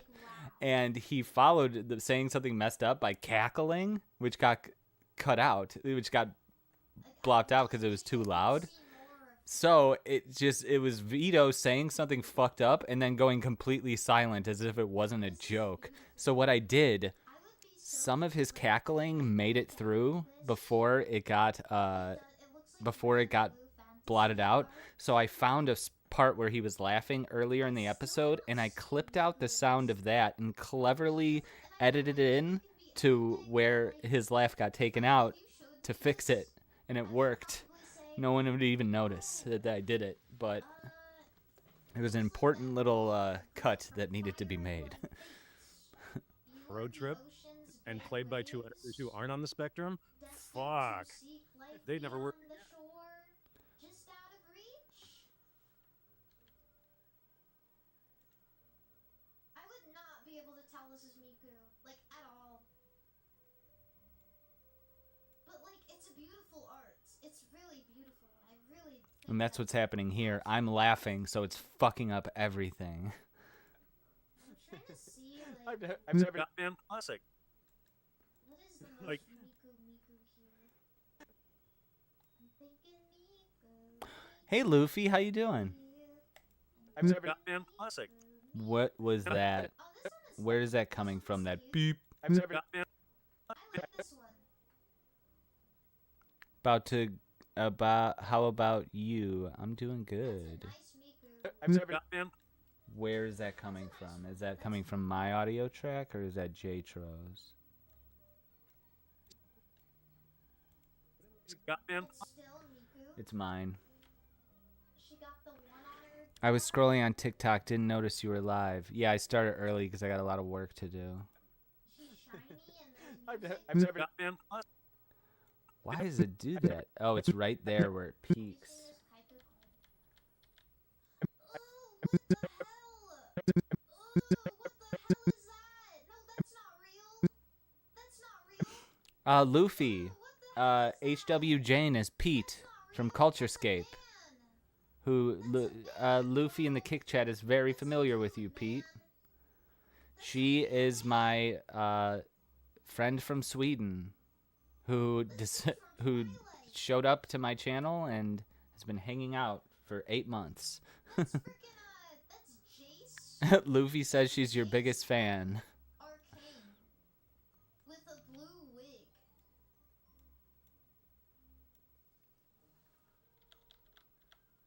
That's a whole ass man. Dude. They never work again. That looks like Jace from Arcane.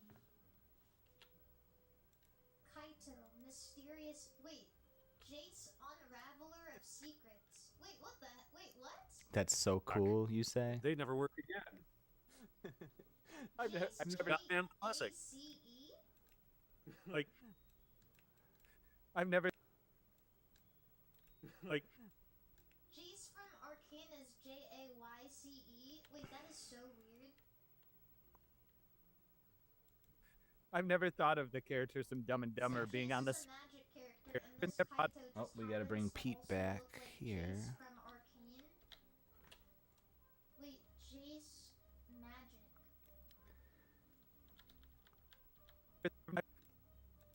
I've never thought of the characters from Dumb and Dumber being on the. From Dumb and I think what I'm realizing Some Dumb and right Dumber now being is on the I just spectrum. don't like the art of Magic the Gathering. It's just like not my vibe.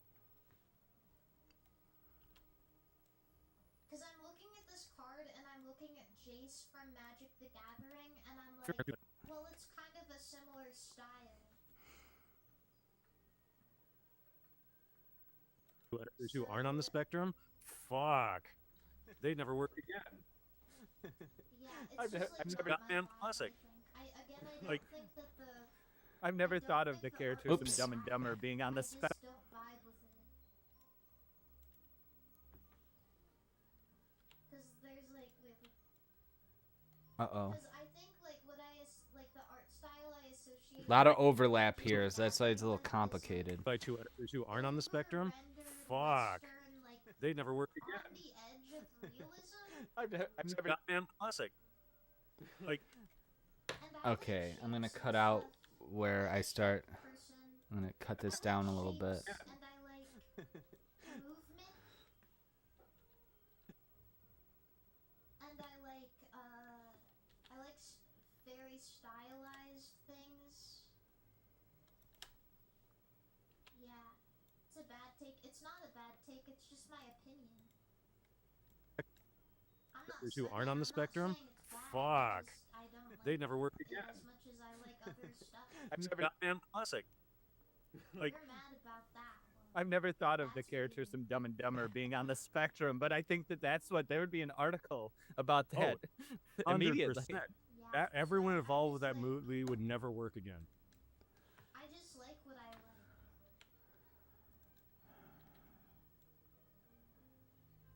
Yeah, and what I'm realizing Involved with that movie would never work again.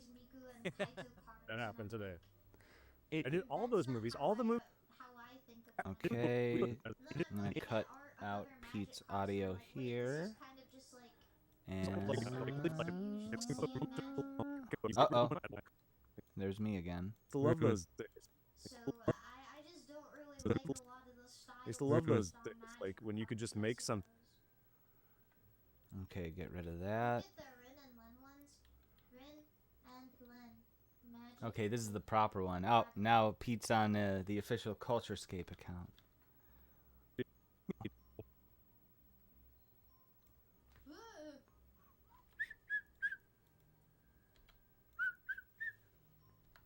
Yeah, this is magic art. This is assuredly Magic the Gathering art. This is effectively from Magic the Gathering. Your endeavors inspired me, and I'll work out the thumb right now. Excellent. What are you planning? Are you gonna have Jatro as Jatro? Use him in his FP costume or something? There's a lot of neat things from his movies that you could pop in.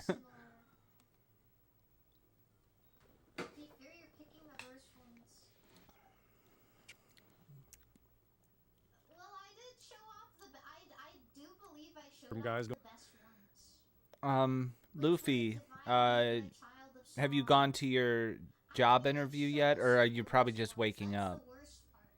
Going on a road trip and played by two editors who aren't on the spectrum? Fuck. They'd never work again. Batman classic. Like, I've In never 2 thought hours. of the characters from Dumb and Dumber being on the spectrum, but I think that that's what there would be an article about that immediately. 100%. Everyone involved with that movie would never work again. That happened today.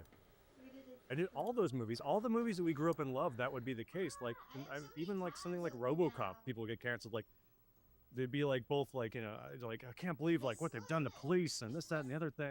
I don't even know. Like, it's crazy now. And like, also I think something you just touched on as well is that, remember when original movies would come out? I think he's talking gold here. 4140. I'm really not a fan of it. Remember movies? Go crazy,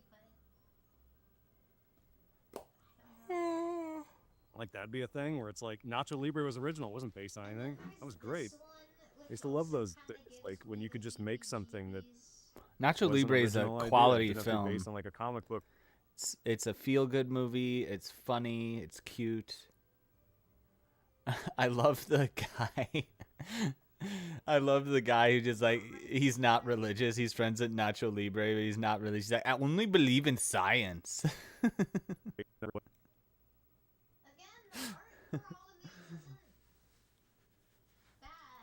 Was an original idea. It didn't have to be based on like a comic book or a video game or a book or a etc., etc. Like, I feel like that used to be a luxury when something was based on something. It's like once in a while, like, ooh, they made a Batman movie. That was cool. No, it's- Totally. That's completely true. Yeah. That's why everyone now, like, the main question I get, and thank you for not asking me yet, even if, and if you want to, we can do it. But the main question is like, if you could adapt anything, what would it be? And I'm always like, Oh, I wanna see Pete's expression when this happens, because this was gonna be Pete's next question. He'd revealed. main question is like, if you could adapt anything, what would it be? And I'm always like, He keeps his nothing. cool. There's got enough people doing that. He's man. got his Like, poker face on. Why does that have to be the end goal? Like, I feel like the trajectory now, if you're a filmmaker who's successful, it's basically like the top of the line is like, all right, which Marvel or Star Wars movie do you get to do? I'm like, I don't want to do either. Like, there's enough. You can see now. I know what's going through your head as you look up. As you look If you're a up in the filmmaker thing. who's successful, it's basically like the top of the line is like, all right, Pete's which like, that Marvel or was Star Wars so movie do you get to do? close. I'm like, I don't want to do either. Like, there's enough. I never seen Pete hold a straight face for that long. It's because I'm cutting around that when he's not talking. Like, I feel like that used to be a luxury when something was based on something. It's like once in a while, like, ooh, they made a Batman movie. That was cool. No, it's- Totally. That's completely true. Yeah. That's why everyone now, like, the main question I get, and thank you for not asking me yet, even if, and if you want to, we can do it. But main question is like, if you could adapt anything, what would it be? And I'm always like, nothing. There's got enough people doing that, man. Like, why does that have to be the end goal? Like, I feel like the trajectory now, if you're a filmmaker who's successful, it's basically like the top of the line is like, all right, which Marvel or Star Wars movie do you get to do? I'm like, You know, I was going to add something that I didn't about what he's saying right there. Sam Raimi, he did a Marvel movie, and he did Doctor Strange too. And even though it did have a bit of his Sam Raimi-isms, it was still a Marvel movie, very much. But dude, he turned Doctor Strange into a Deadite. That was epic, because he looked just like Evil Ash from Army of Darkness when they turned Doctor Strange into a Deadite zombie. I've never thought of the characters from Dumb and Dumber being on the spectrum, but I think that's what there would be an article about that immediately. 100%. Everyone involved with that. All right, I'm taking this out. I don't even know what I said just there, but what Jason's saying is more important. Characters from Dumb and Dumber being on the spectrum, but I think that's what there would be an article about that. 100%. Everyone involved with that movie would never work again. That happened today. I did all those movies, all the movies that we grew up and loved. That would be the case. Like, even like something like RoboCop, people get canceled. Like, they'd be like both like, you know, like, I can't believe like what they've done to police and this, that, and the other thing. I don't even know. Like, it's crazy now. And like, also I think something you just touched on as well is that, remember when original movies would come out? Like, that'd be a thing where it's like Nacho Libre was original, it wasn't based on anything. That was great. I used to love those things, like when you could just make something that was an original idea. It didn't have to be based on like a comic book or a video game or a book or a etc., etc. Like, I feel like that used to be a luxury when something was based on something. It's like once in a while, like, ooh, they made a Batman movie. That was cool. No, it's- Totally. That's completely true. Yeah. That's why everyone now, like, the main question I get, and thank you for not asking me yet, even if, and if you want to, we can do it. But main question is like, if you could adapt anything, what would it be? And I'm always like, nothing. There's got enough people doing that, man. Like, why does that have to be the end goal? Like, I feel like the trajectory now, if you're a filmmaker who's successful, it's basically like the top of the line is like, all right, which Marvel or Star Wars movie do you get to do? I'm like, I don't want to do either. Like, there's enough. Yeah, And it's that's like not every gonna be other fun. Collider movie article's like, All right. yeah, And it's that's like not every gonna be other fun. Collider. All right, cut that out. That's nice. That's good. Thank you. Do either. Like, there's enough. This is a wait. What? Yeah, it's like every other Collider movie article's like, what franchise should Martin Scorsese adapt? Here are 5, they just pick up like 5 It's top also, it Google would never trending be a Martin fandoms. Scorsese movie because Okay. Easy adapt. Here are 5, they just pick up like 5 it's top also, it Google would never trending be a Martin fandoms. Scorsese movie. I know what to do. Scorsese adapt. Guys should Martin Scorsese adapt. What does it mean in the bottom right? I'm gonna cut here Out of 3 halves? and then cut straight to Jason.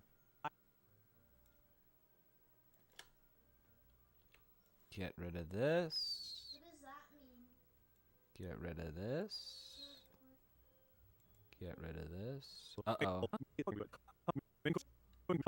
Gotta get rid of this.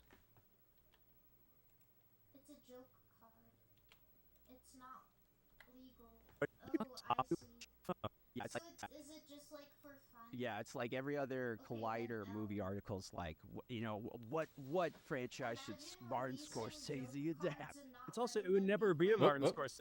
L.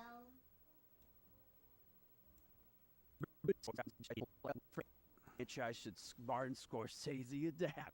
It's also, it would never be a Martin Scorsese movie because you're beholden to so much bullshit with the IP when you do those things that like you can't make a Martin Scorsese can't make a Martin Scorsese movie. You think like No, you're good. It's good. It's just that you guys, you start talking. Well, you guys both start talking at the same time. It's just like there's a couple ways I could do it, but I think that you got your joke. I think the joke lands right there. Martin Scorsese adapt? it's also, it would never be a Martin Scorsese movie because you're beholden to so much bullshit with the IP when you do those things that like you can't make a Martin Scorsese can't make a Martin Scorsese movie. You think like we can get Martin Scorsese's version of Iron Man? I think that one joke you did with Brianna Wu didn't land while I was editing. When she says that, well, people like me, and you said something along the lines of like, oh yeah, your mom likes you. She's like, not just my mom. And I think that she just Yeah, I'm gonna make a fat ass. Also, Soul, thank you for the raid on Brianna Wu. Twitch.tv. Thank you. That character has had quite the arc over the since I knew who she was to now. Now, like the far left people hate her because she doesn't have the right, all the right opinions about probably like Israel or something like that. Disappointed I'm getting. We're going to weird out the guest. Nope.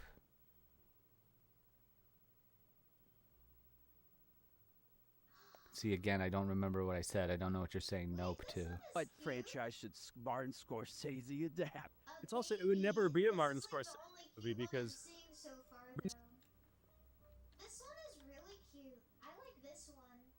This is nice. I like this. This is the only good one I've seen. Cute.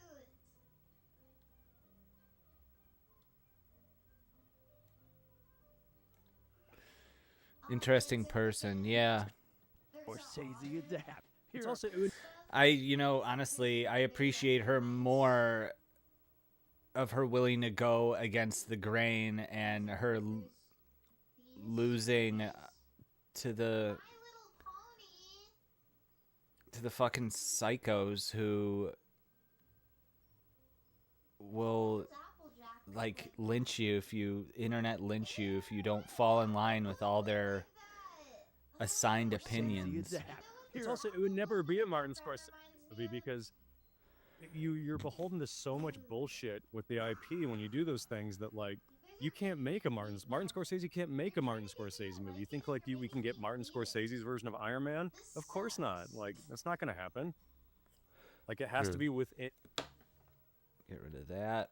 I don't know what noise I was making there. Like it has to be within limits, you know.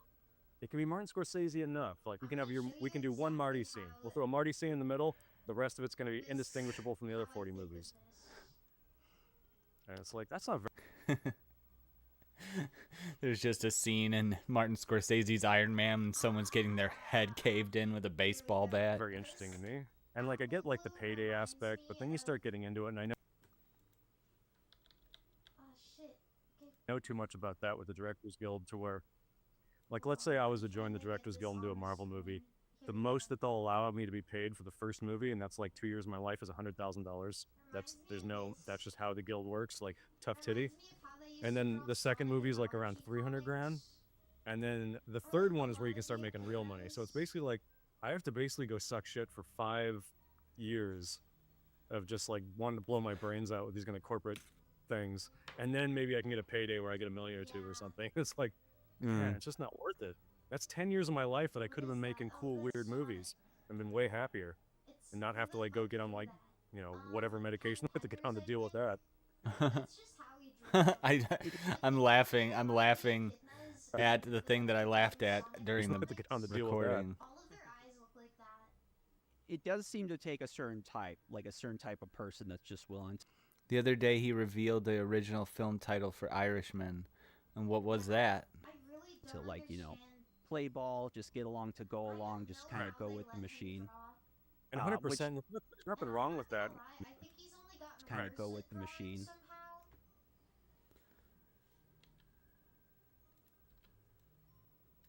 Sonic the Hedgehog, Ken Penders art.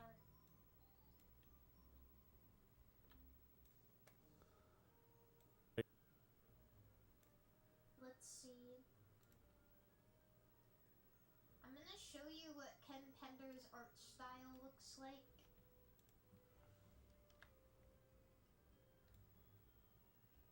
Ew, it's worse than I remember. Things, and then maybe I can get a payday where I get $1 million or $2 million or something. It's like, man, it's just not worth it. That's 10 years of my life that I could have been making cool, weird movies and been way happier, and not have to like go get on like, you know, whatever medication to get on to deal with that.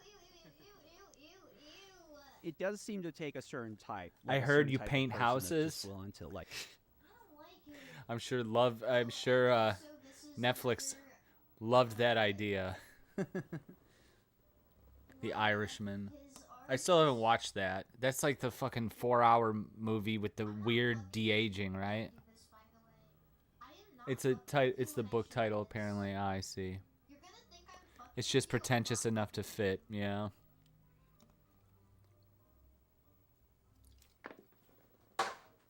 I gotta grab a beer. One moment, please hold.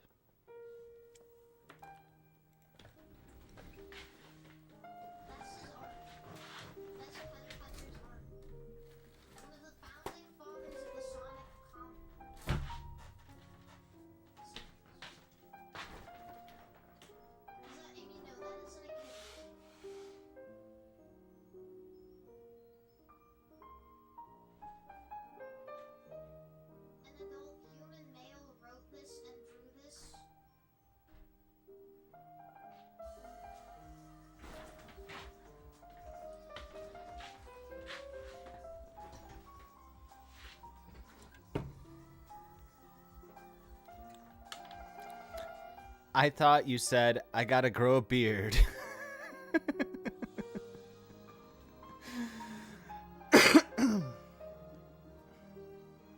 You see this plasma ball up here? That used to work normally until I started running a humidifier in here, and now it's just got this cloudy action going on. I don't know what it means. Like, did moisture get inside of it? Very strange. I need to get a new one. And I need to find the ones specifically that have the wall mounts on the bottom of it. Do you want You Laugh You Luffy today? Do you have a playlist ready? I'm like 2 hours into this. We could take a break.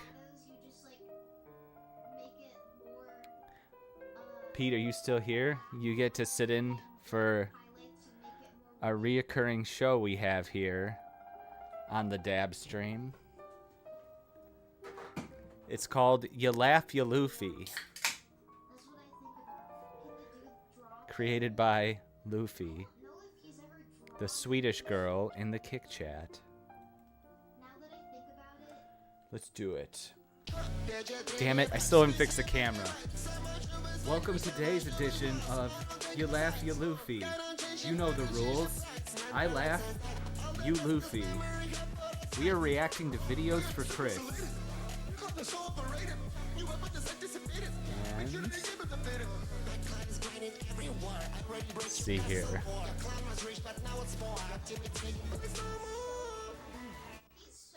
Okay, 33 videos, 33 shorts in this playlist. So this is a medium-size playlist.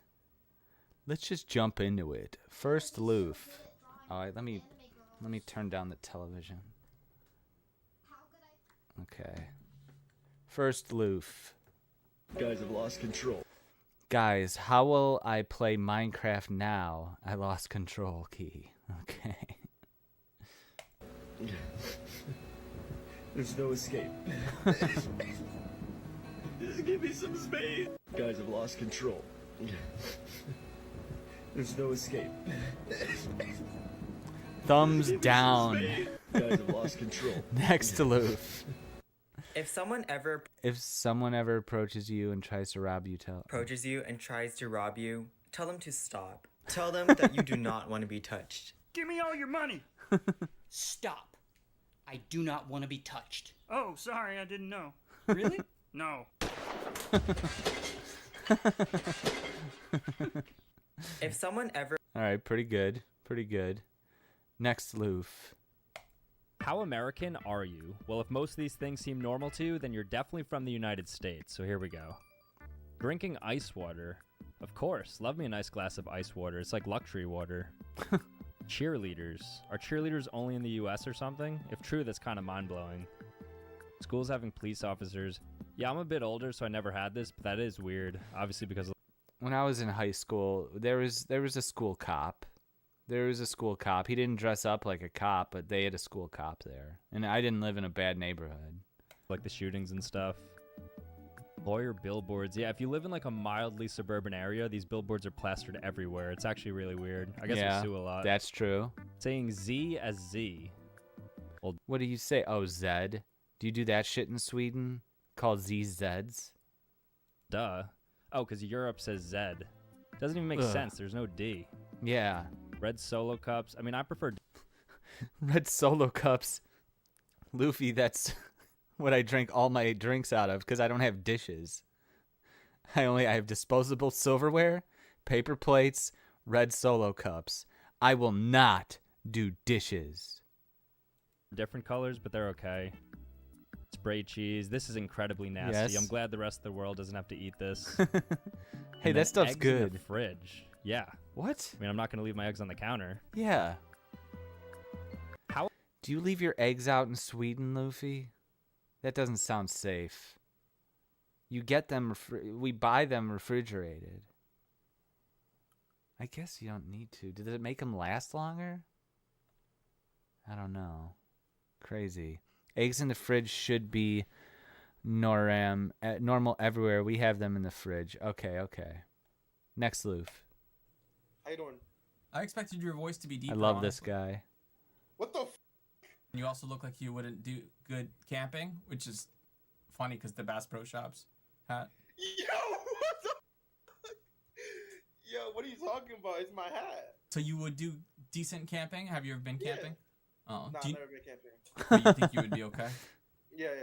I want you to stand up. I want to see something. See what? No. Just stand up. I don't have to see every. I just stand up. Yeah. I'll stand up. Oh wow, I'm surprised. You can sit down. All right. You have the confidence of a much taller man. That's why I wanted to see. How tall are you? Are those shoes over there behind you? No. You look like somebody that collects yes, bowling shoes. American way. What? Can I ask you something? Yes. Can you go like this a little bit? I want to see a hairline. You seem to be having a lot of feelings right now. Are you okay? Wait, what? What are you talking about? I have no idea. I'm not an emotional guy. I'm an alpha. You're an alpha. It also makes some baking recipes you wouldn't last weird. 1 second in me in prison. In me? What are you doing?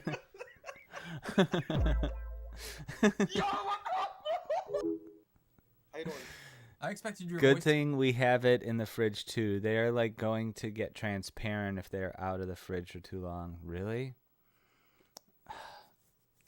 When it comes to eggs, I want to be as safe as possible. Fridge seems safe to me. Next loof.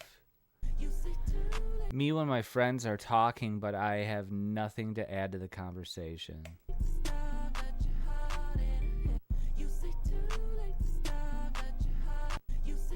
Not her strongest work, Luffy, I have to say. Next loof.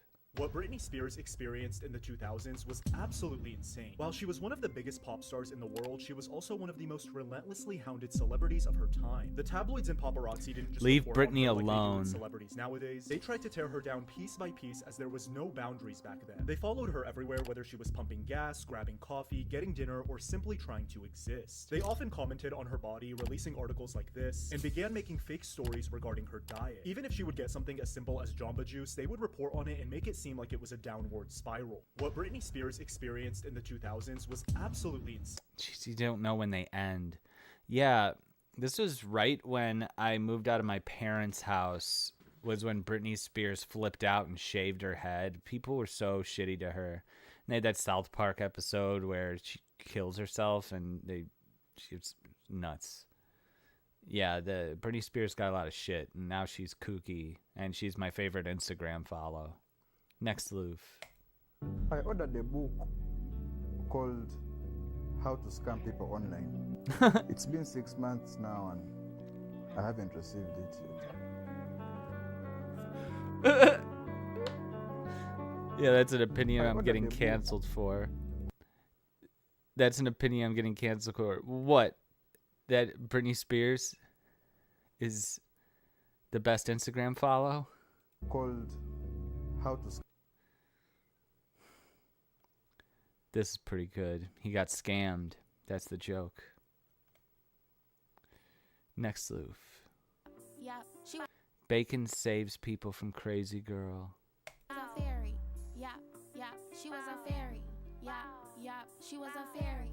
Yeah, she was What a is this, fairy. Roblox or With a something? fatty, I'm my daddy. He want grab it, he want smack it, he want have it. I'm my daddy. This shit smacking. She was a fairy. Yeah. I don't understand what I just watched. Yeah, she was a fairy. Yeah. Is that guy's name She was a Bacon? fairy. Yeah, she was a fairy with a fatty. I'm my daddy. He want grab it, he want smack it, he want have it. I'm my daddy. This shit smacking.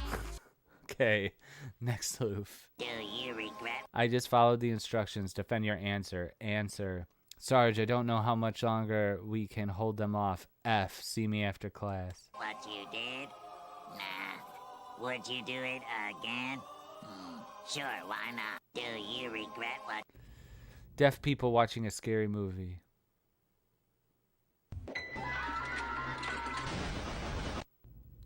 Next. Me waiting for my food at the restaurant. This guy's pretty funny. Waitress coming towards me.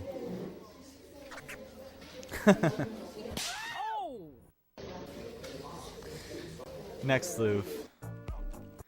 I hate that they put this shit over the top now. Bros fighting for his life. The Apple dimension. I think that's what it says. How the stem felt. What the fuck? Oh god. It's horrifying.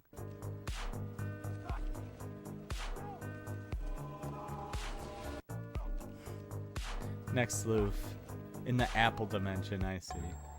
Wood detector. There's wood. There's a stud right there. That's what that means, right? Wait, hold on, hold on. There's no. Wow. How, bro? Big wood dick. Next. Bro, I love going to this class for real. Made a roller coaster in class. Okay, how is this gonna go?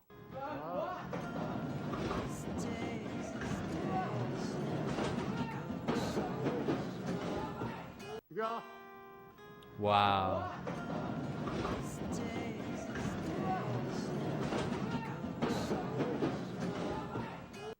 That's pretty cool. Next loof. Oh, the character, the hair is called Bacon. Oh, I see. Me getting snacks at 3 a.m. and something falls.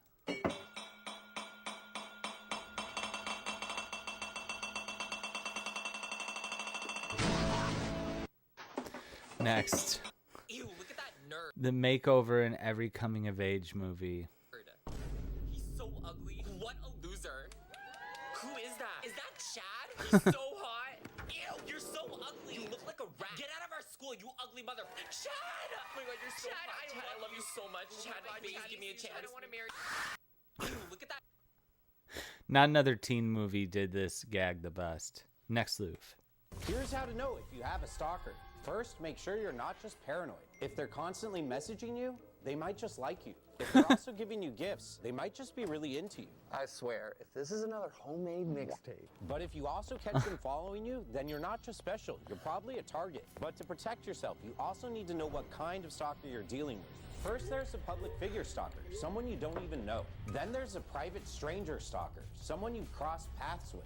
Next are acquaintance stalkers, someone you know from work or school. Finally, the most dangerous type, the intimate stalker, someone you've been involved with romantically. Stop calling me. It was just one date. But I love you.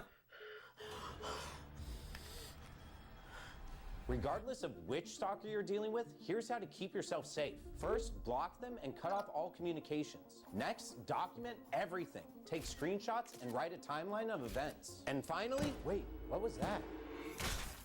Here's Gwen. Call the police! Call the police! Here's how to know if you That's the end? What the fuck? That was long.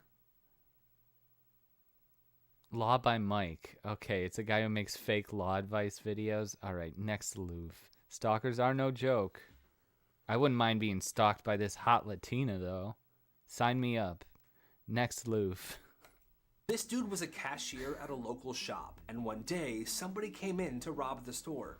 Welcome to... Open the drawer and give me all the money you have in there. I'm not playing around today, I got a knife. It's all yours, dude, take whatever you want. I'm not gonna stop you.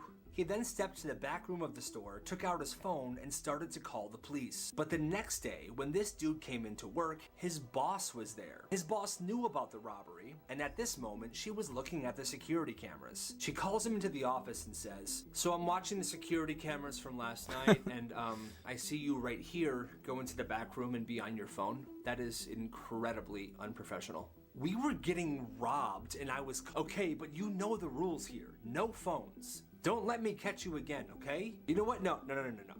Screw you. I quit. And he walked out of the store and never came back. This dude was a cashier. God! No punchline. It's just nonsense. Just long nonsense. No punchline. And then he quit. Great. What a great story. Next Loof. The tears were a nice touch, though. I quit.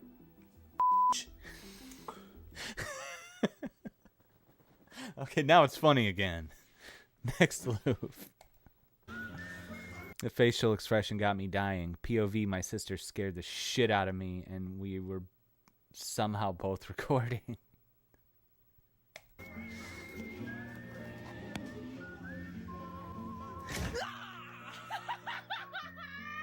Are you sure about that?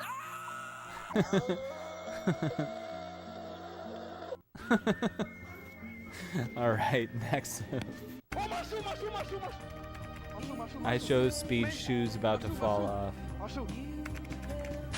Oh no! My shoe fell! My shoe! No! They stealing my shoe!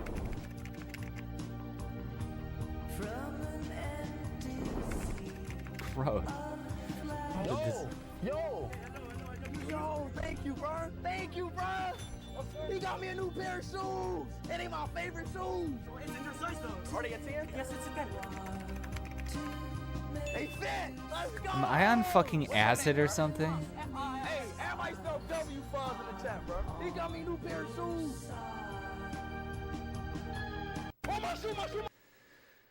I feel like I'm tripping right now. What the fuck? The new rule is one feel-good story every playlist. I'm so happy that I Show Speed got overpriced shoes again. Are those Yeezys or whatever? Next Loof. That moment when you realize that you are handling a situation better than your old self would have. Now when someone is mean with me, I do not cry anymore. I kill them and bury them in my garden. That moment. School ends at 3. Sir at 2:59. Oh, I won't let you go. Do you have a boyfriend?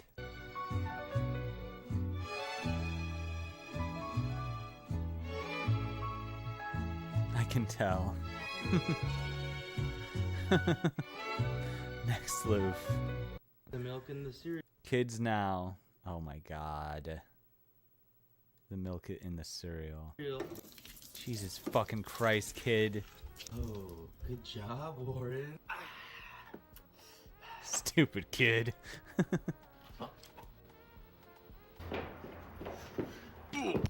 The milk in the cereal. Next Loof. Light work, no reaction. 600 pages. 900 pages. Light work, no reaction. School book less than 100 Okay, pages. it's got a little kick. Light work, no reaction. Next Loof. When this girl was out. Sometimes you just have to put your man in his place. Out on the porch, she noticed an argument taking place because this Aw. one bird was just yelling at the other one. He's doing a mating dance or something. They're cute.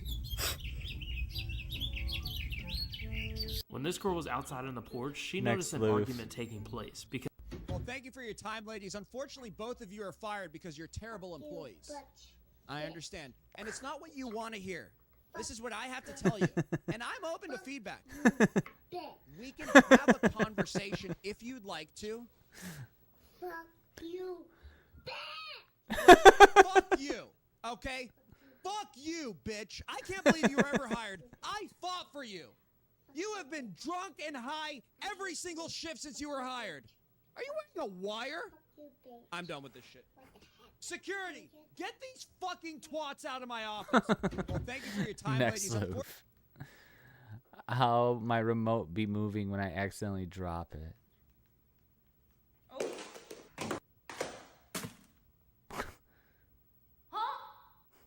Next Loof. My dad, who is Michael Jackson. All right, what's this gonna be? One of the best singers back in the day. Can I see a picture? Yeah. I got black, I got white, what you want? God damn it. The whole premise of the video is based around one 1 second song lyric. I got black, I got white, I get it.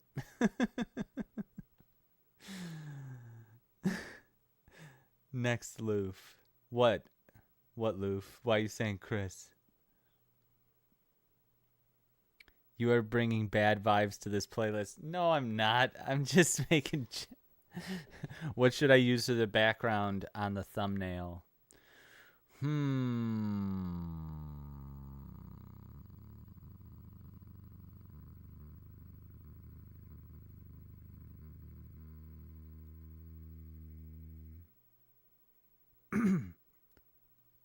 Maybe lift a frame from Waves of Madness.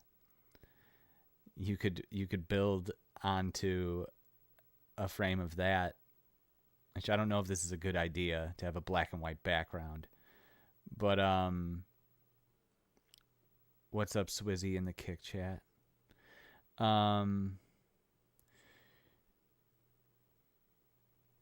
Yeah, but if you use a frame from Waves of Madness, it'd be like you're building a frame of the movie. I don't know if that will work though. I have no other ideas besides that though. That was a really nice restaurant. That one we went friend who to. steals from Right? restaurants. It was so nice. Yeah, like it was really nice. What did you steal? I stole their salt and pepper shakes, Oh, that's not bad. their bowls, Oh, utensils. is that a spatula? Now, would you like to donate $2 to the endangered rhinos? You stole their credit card machine? That was a really nice restaurant we went to. Next Right? It was Loof. so nice. You finally did it. You scrolled to the end of YouTube. Oh, and you put it at the end this time.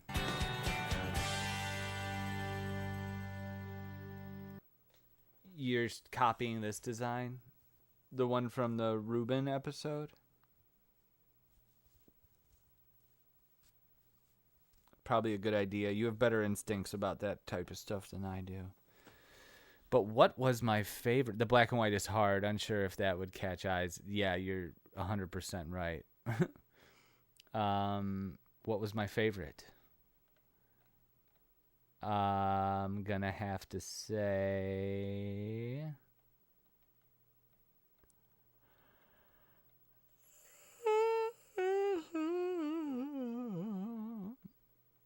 And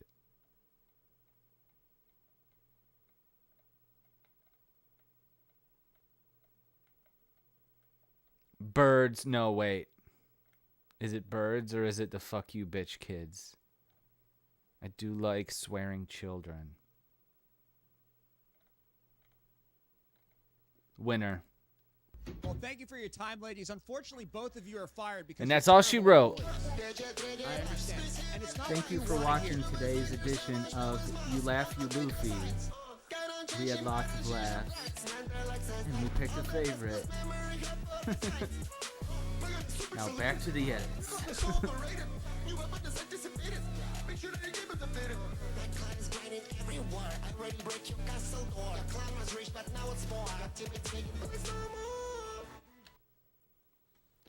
Good playlist, Loof.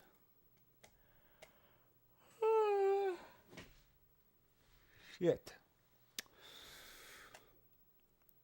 Okay, let's try to get a little more of this done before I tap out.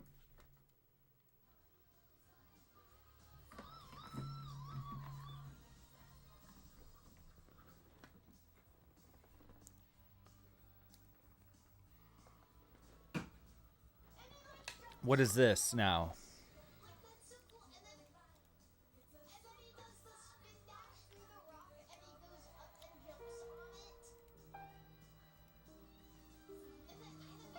Can you please translate this for me?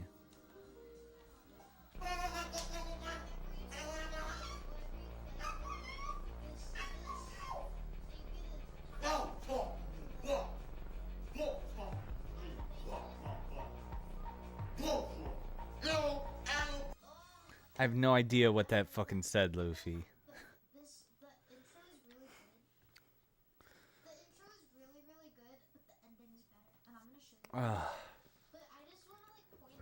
My eyes are starting to sting. You know, whatever medication to get on to deal with that. It does seem to take a certain type, like a certain type of person.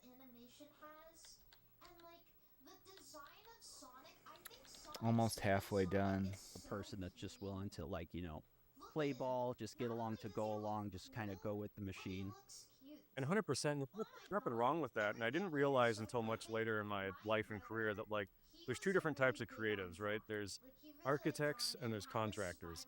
The architects want to build their own house, like just completely invent their own thing. But what mainly succeeds in the film business is the contractors, because basically it's like the studio gives you a blueprint and you make it exactly the blueprint and you move on, which is a skill. I just never thought that. I don't know, when you're a kid and you're like, I want to be a director and make movies. I didn't realize that meant I just want to do the act of directing, making something like a paint by numbers for someone else with money. Like, that doesn't get me excited. And I know it does, like, it's a job. Like, a lot of people have to do it and I get it. And it's just, when I came to that existential crisis, like, oh my God, I don't want to do that. What am I doing with my life? And now here we are.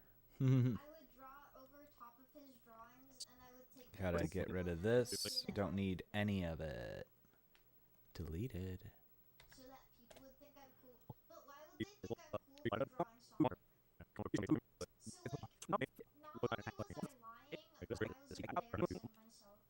Just like, oh my God, I don't want to do that. What am I doing with my life? And now here we are. I'm yawning uncontrollably. What is happening? I mean, I could take this so many places. Okay, we'll just we'll make this a little bit more fun, a little less serious in this one. FP. Yeah. Why is DD? You're a big fat phony. P. Yeah, so I was Yeah. really into Sonic. Why? Thinking about Sonic makes me feel excited. If you're ever wondering less serious than this one. FP. Yeah. Why is DDR? How did you get to being Dance Dance Revolution as being like the main course of action for those movies? It's funny because I loved Never ever betray yourself. Don't betray yourself. Love what you love. DDR. I was as a teenager. I remember one time we had a church talent show, and for fun, me and my friend we brought out like a TV and some DDR pads for like a PS2. This is an awesome story, Pete. Yeah, I'm like, I really cringe now. With thinking the about plasticky fold-up ones that go on the carpet. PS2. Yeah, I'm like, I really cringe now. With thinking the about plasticky it. fold-up pads for like a PS2. Because even though when you're a kid you don't know, I feel like you have intuition. Just remember all those times like you grew up like watching something or playing something and just the excitement you felt in your heart. A PS2. Oh yeah. With the plasticky fold-up ones that go on the carpet. Yep. I think she Oh yeah. she's really interested in Yep. she asked me like Oh yeah. when are you gonna like start talking to boys? When are you gonna talk to boys? When are you going to like find somebody to be with? Yep. And some With the plasticky fold-up ones that go on the carpet. Yep. Oh yeah. It's great. So- yeah, how do you Why? get there? Okay. Yep. Oh yeah. It's great. So- yeah, how do you Why? get there? Like sometimes she drops like some facts. Yeah. Like It's she great. gives me straight facts. Like when I asked Clip. one time I asked her for love advice for chat, and she said you have to love yourself before you yeah, love anyone else. Which is true. Like it's pretty basic information, but Ba-ba-bum. it's true. But my mom told me that like, oh god, what did she say? She said something that like really made me think about myself. She said something that really like spoke to me, and I was like, damn. Mom. Just gonna get rid of all my footage until I talk next. Like I never thought Oh, about there I am. something about like the people you surround yourself in should honor the things you grew up loving and like honor the kid in you. You know what I mean?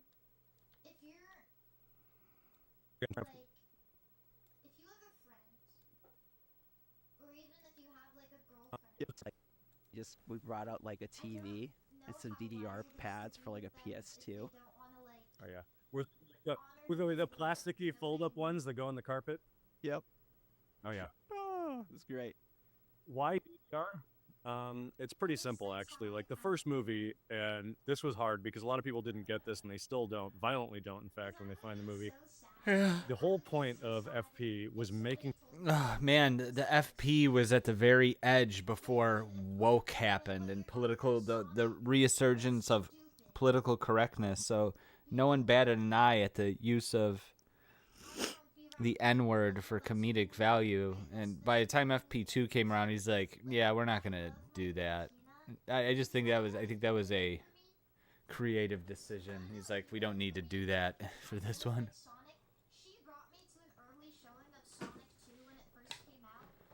I think that's when they started saying ninjas instead.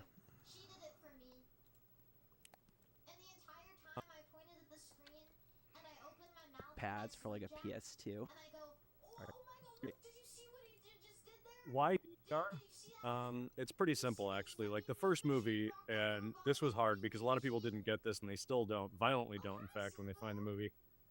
The whole point of FP was making fun of a bunch of like just the white asshole misogynist guys that I went to school with. Like that was the whole thing. A lot of the lines in there like dedicated to making fun of them directly. The shit they'd say. There's a bunch of these white guys that.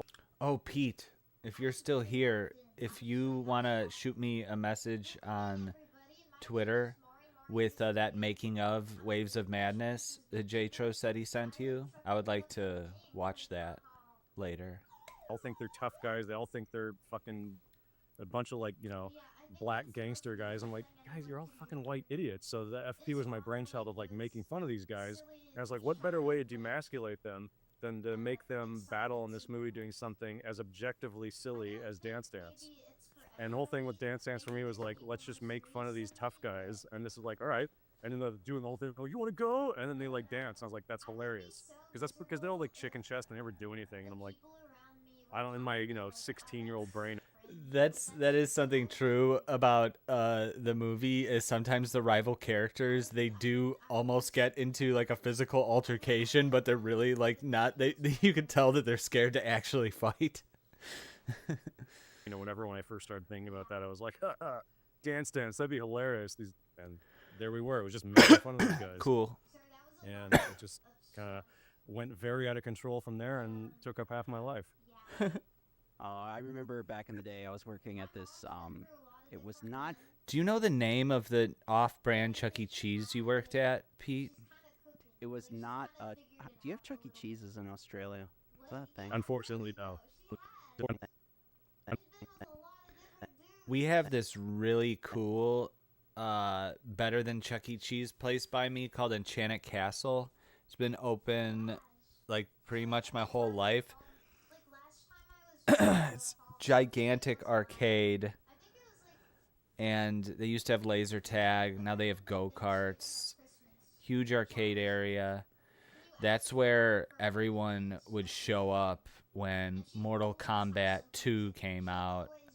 And Mortal Kombat 3, there were like lines. This giant Mortal Kombat 3 setup they had there. And it was like Gigglebees. I'm gonna have to, that's something that I'm definitely want to go down a Google rabbit hole of. Gigglebees. Black and white is. Oh, you're. Wait, where did you say I'll check my email? Did you say that in the YouTube chat? It's appearing here, but it's not appearing in my Restream chat. That's weird. But Gigglebees showed up in the Restream chat. I don't know. The program's fucked up. What the fuck was I talking about?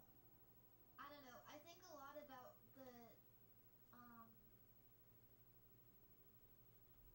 Oh, getting to experience the Mortal Kombat arcade craze. Like, I actually got to see the scene. What a big deal it is. Like, people would leave their house, they'd go to Enchanted Castle, and they'd friggin' play Mortal Kombat. Also, P, if you're ever in Chicagoland, I live close to the biggest arcade in North America. It's called Galloping Ghost Arcade. They have like 1,000 arcade machines in there or something. And unfortunately, no. Yeah, a buddy of mine from around here helps run the joint. Phil Diaz from Zaid Comics, who had a huge, massive falling out with Ethan Van Sciver, which is awkward. There's some situation where it's either him or another guy, like, recorded a phone call, a voice call they had with EVS, and then used that to, I don't know. I'm like, and I heard about, like, I don't want to hear the details about this. EVS and Phil Diaz do not get along anymore. That's the gist of it. Australia. Is that a thing? Unfortunately, no. Okay. Well, I don't even know if we have anything. Australia. Is that a thing? Unfortunately, no. Okay. Well, I don't even know if we have anything copy.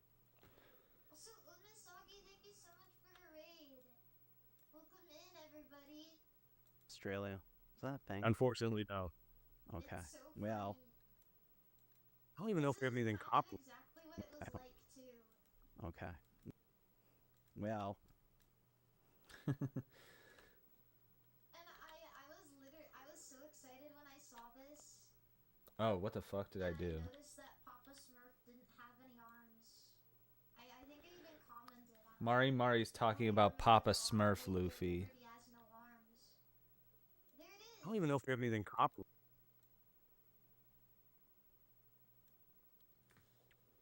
That's too bad. How is Smurfs even Big Bear? I don't know. Somebody say Papa Smurf. Very particular thing that was there. It was very particular. Anyway, I have to show you guys the Sonic CD ending now because it's Chuck E. Cheese is in Australia. Is that a thing? Unfortunately, no. Okay. Well, When I worked at AMC Theaters, this is like 2005, 2006, 2004. I don't remember exactly. I could buy what movies released. I worked there when Kinsey came out, and Lost in Translation, and the third Lord of the Rings movie. But I like EVS, but that chat group he was super toxic. Oh, does he have like a private like chat place, like a Comicsgate chat place? Dude, he gets in a lot of drama. EVS has a lot of enemies. You know what I've come to find is that people who are into making comics have some really antisocial tendencies. It's like EVS, I don't think EVS isn't crazy, but he gets into it with a lot of people, and there are some legit mental cases working in comics, and it seems like it's a lot of them. You'd think, why is there so much drama involving comics? But there it is. All of these industry professionals, and it's just like, you look at what happened with Comicsgate, it's like these are all people who have personality disorders or something. It's like there shouldn't be this much people going at each other's throats, and that's on the left side. Yeah, EVS revels in it, but just all right. Comicsgate and anti-Comicsgate, crazies on both sides. It's like people, and I'm just like, how are all these adults getting into such huge tiffs with each other? Like, so many falling outs. Do you have Chuck E. Cheese's in Australia? Is that a thing? Unfortunately, no. Okay. Well, I don't even know if we have anything comparable, really. Well, I think that some of the things that Jatro says here, I think the film industry is very much the same. Like, everybody hates each other. Is that a thing? Unfortunately, no. Okay. Well, I don't even know if we have anything comparable, really. okay. Well, I worked on an off-brand Chuck E. Cheese, so it wasn't Chuck E. Cheese. And I remember at one point, people were so excited, like, "Oh, the boss is gonna get DDR. We're gonna get DDR." And this is like, Was it like weeks, they were Charlie so Cheese excited or? for it. Got the machine. It was off-brand DDR. Okay. Something happened here. You get DDR. And this is like, Was it like weeks, they were Charlie so Cheese excited or? for it. All right, we're getting rid of that. Yeah, me. I mean, I like watching stuff about it, but I don't want to be part of drama. Gonna get DDR. We're gonna get DDR. And this is like weeks. They were so excited for it. Stressful. Seems really stressful. Yeah, it's annoying. He does on purpose. He knows better. I like him a lot, but the drama is not for me. Speaking of other drama causers, have you been paying attention to what JDA has been up to the past few months? He's like starting shit with fucking everybody. Starting shit with EVS, constantly talking shit about your boy Zach.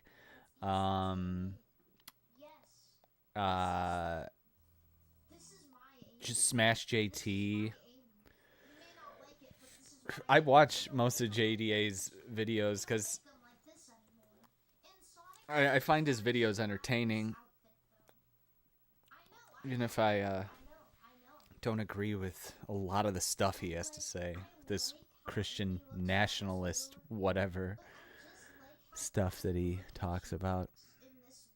Okay, let's see. Oh, I missed a bunch of chat. It doesn't.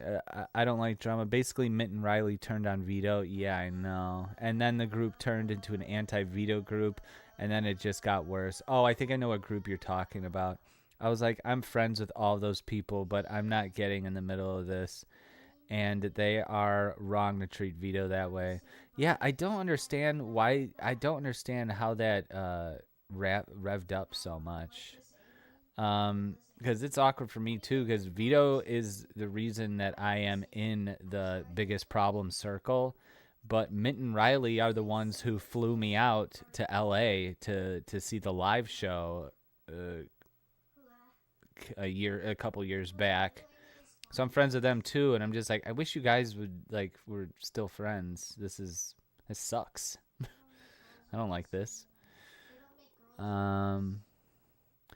Luffy, I have sent you a couple of pictures on Discord. I want to have on YouTube, but I don't know which one I want. Check it out when you have time. I will. LMAFO. Yeah, seriously. Sometimes I think I should remove our interview, but then I'm like, I'm free speech. I'll leave it. Wait, with JDA?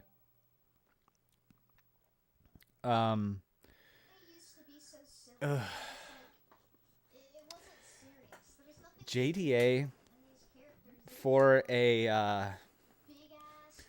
for someone who's this super devout Catholic guy, sure does lie a lot about people, about their positions.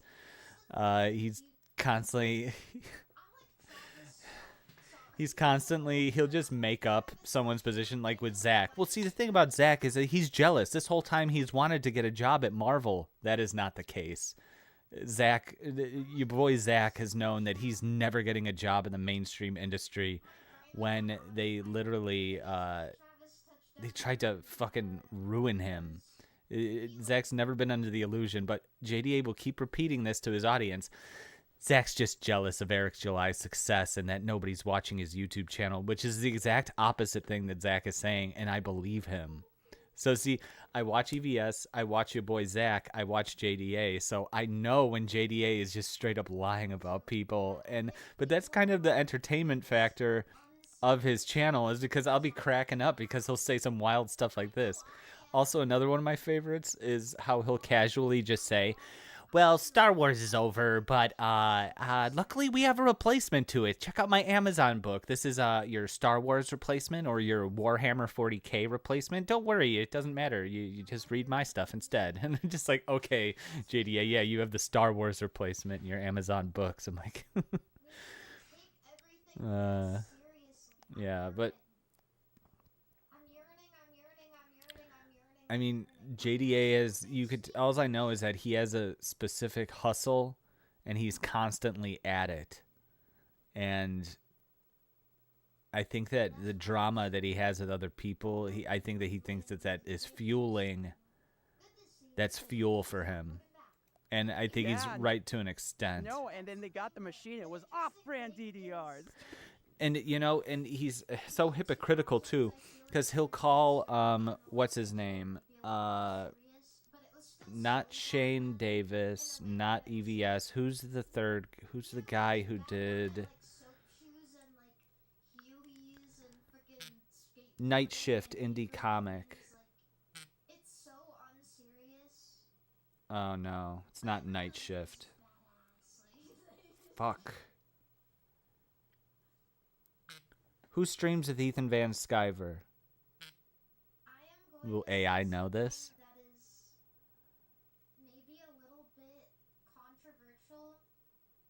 He was the artist on Jawbreakers comic. He was the artist on Jawbreakers.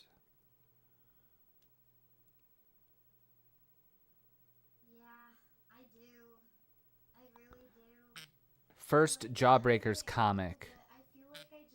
That JDA impression's pretty good. Okay, here I found it. John Malin. All right, because JDA and John Malin don't get along, he's like, John Malin, he's just a fake conservative. He voted for Obama, so he's always been a woke leftist. But he'll gargle Eric July's balls, who campaigned for Barack Obama, but it doesn't matter because he'll just say anything about anyone to be whatever it fits. It's just like, okay, you're a no, it's a John Malin. John Malin is his name, not Shane Davis. John John Malin. He says he's a fake conservative because he voted for Obama, so he's always been a woke leftist. But then on the flip side of that, he's like, Eric July is a true conservative face, and he's going to help it because JDA thinks that he could probably still get something from Eric July. So it's so transparent to someone who's really dialed into all of these people. So it's like, okay.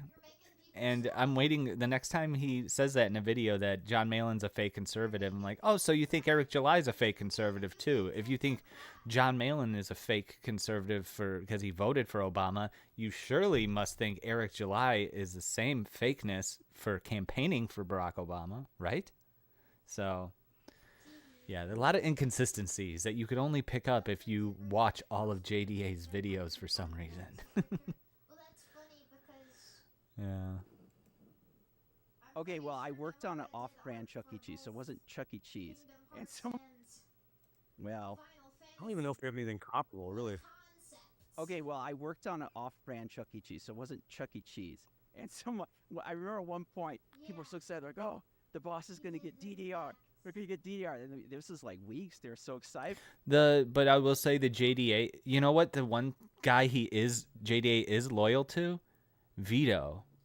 Because people tell JDA to write off Vito all the time, but I think that Vito is one of the few people in this scene that I could say he's actually friends with, which is funny. So it's funny you see that loyalty because he'll burn bridges with all types of people, but for Vito, for some reason, he's like, no, that's my friend. Very interesting guy, and his episode was good. JDA's on Culturescape, that was a good interview. For it. It's just watching the way he operates. I'm like, he's not doing anything to me, so I don't give a fuck. But just watching it all, it's fascinating. Yeah, no, and then they got the machine. It was off-brand DDR instead of having like the 4 D-pads. It was like, oh no, I got the diagonal. D-pads was like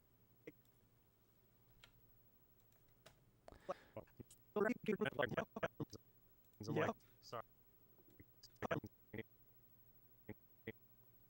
I remember the diagonal DDR machines.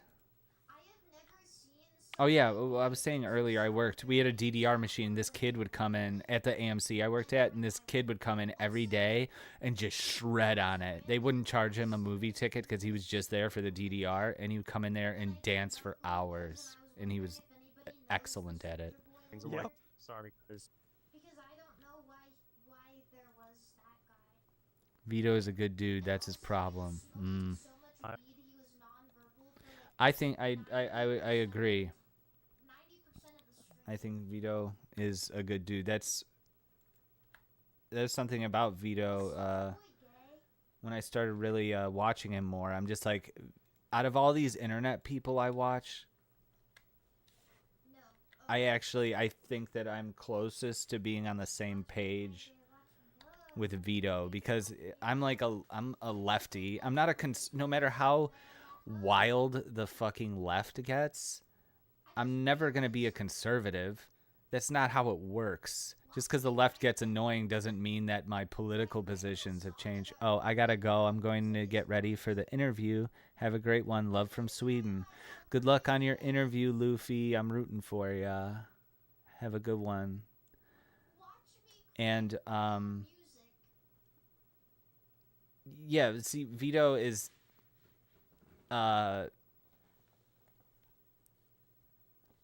he's on the left, but he also gets annoyed with how crazy the left has gotten. He's not just following along with the craziness, which a lot of people have. He is positioned as a lolcow. Lolcows cannot have feelings. Yeah. I don't think I can do it. I don't think I can do it. Was like, oh no, I got the diagonals. No. People, there's been a couple events throughout the years. You go out for film festivals or screenings, they're being like, "We got you a DDR machine for afterwards for the party." Everyone's going like, "Oh, cool, this is gonna be great." Pete says, "Good luck, Luffy." And they show up and it's one of those fucking diagonal machines. I'm like, sorry, because I don't think I can do it.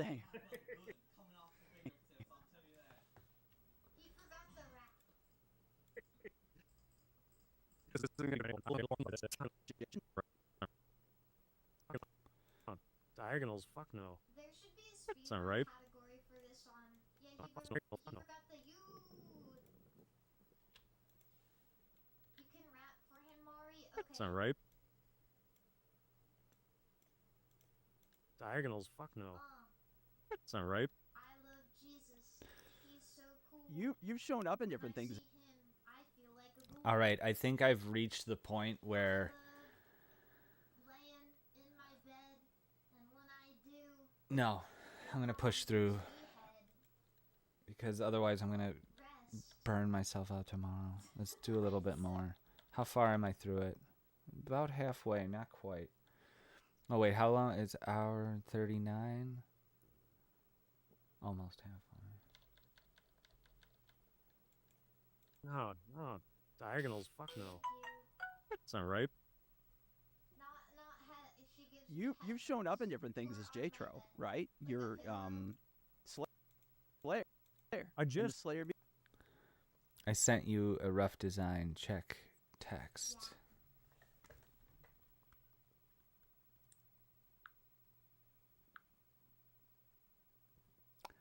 Nice. That's awesome. That looks sick, and it's got some serious FP vibes too. It's got FP vibes, plus it's got that Cthulhu thing. I'm digging it. I'm digging it. I'm not ready to sleep yet. I'm probably not gonna fall asleep till like 7. I just get to the point where I can't stare at Adobe Premiere anymore. And it just like my cuts start ended up taking like way longer because I can't keep track of what I'm doing. Oh, it's because my Ritalin's wearing off. Yeah, it's been 3.5 hours. These methylphenidates last about 3 to 4 hours. Maybe closer, maybe 4 to 5. Methylphenidate.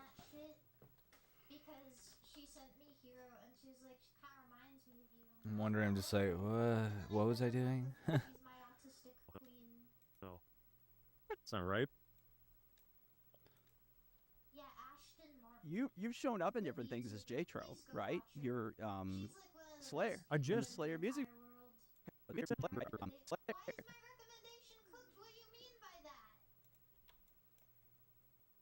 just Slayer music video. No, take that out. I think my recommendeds are actually awesome. Oh, you in a different. Travis Scott. Oh, I'm trying to think of it. And this is I'm the Slayer videos. I'm a. Is she a car? She's named after a car because she's a race queen. We should listen to this in the background. I love Vito. He's my bro. I worry about him. Biggest problem in the universe is really good for him. I don't want it to end. Hopefully it comes back together okay. I think they're okay. It's just...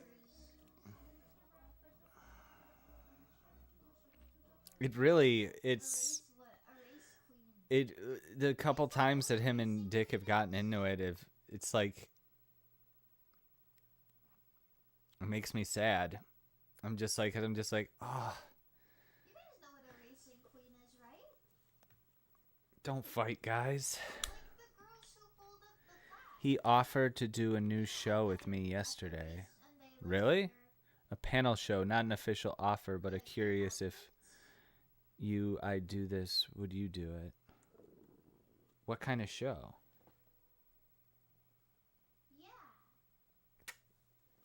A pit wench. Don't you dare call her a pit wench. Like, is he trying to get his Monday Night Grift back off the ground? I was on that like 2 or 3 times. I sucked at talking in that too. That's not very nice. It's very nervous energy. Wait, what was I doing? Oh, Process it. I'm like, no. Diagonals? Fuck no. That's not right. Yeah, right.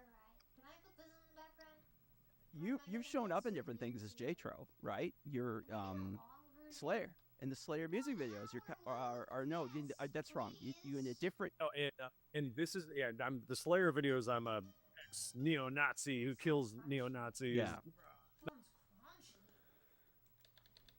It's okay if it's quiet, it doesn't matter if it sounds crunchy.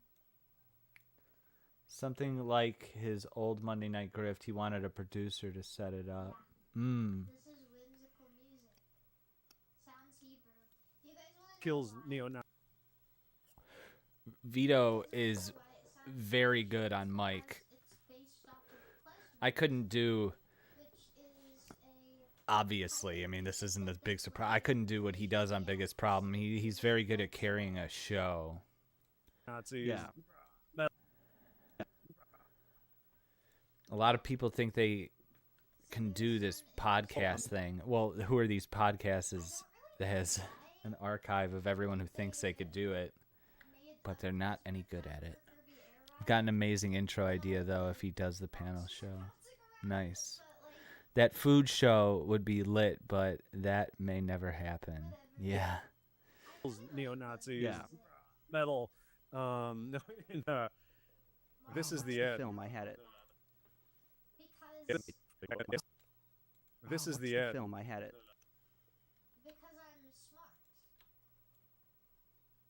Because I'm worldly. I have worldly knowledge. Because I think this is the end. This is the end. I'm Jatro, technically. You're I zombie guess. Jatro. I don't have religion in my life. But You're I zombie guess. Jatro. Zombie. BJ. yeah. There's also this really good like I wish there was more of this, but there's like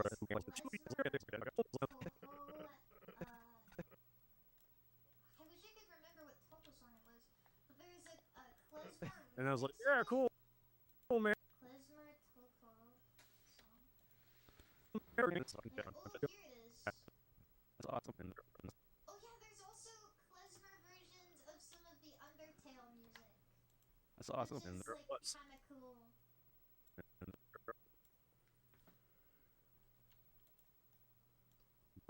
has Yeah, it's pretty much that the simple. instruments and stuff.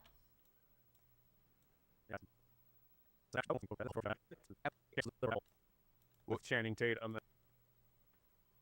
Yeah, it's cool. I don't know. I really wish that there was I actually... Wait, Emma... klezmer I actually... remixes for different. Okay, this is where I'm going to leave it. I'm having trouble focusing now. I got a lot of work to do tomorrow. Actually, Jewish is a race and a religion, technically. It's both. Okay.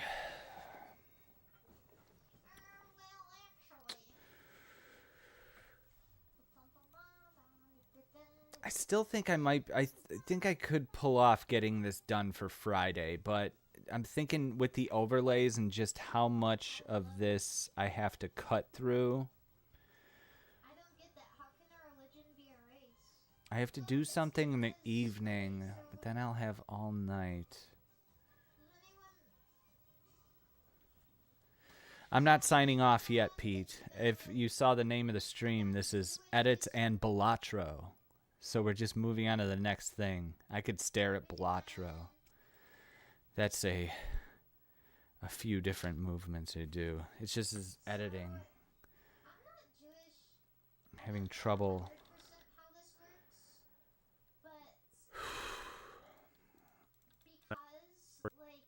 Okay, let's save this. Probably like get some of it done before I have to be somewhere at like 7 tomorrow. And then, well, if I wake up earlier, I could probably knock out a little bit of this and then come back and finish it. We'll see. I'll try to get it all set. What is it called? Saturday or Monday. Yeah, I don't know. Does releasing the episodes on the weekend, does that like, I don't know what the best day, I mean, you know that the best day to post them is. I'll definitely have it done. If it's not done for release Friday afternoon or whatever, I would just need like maybe one extra night on it, but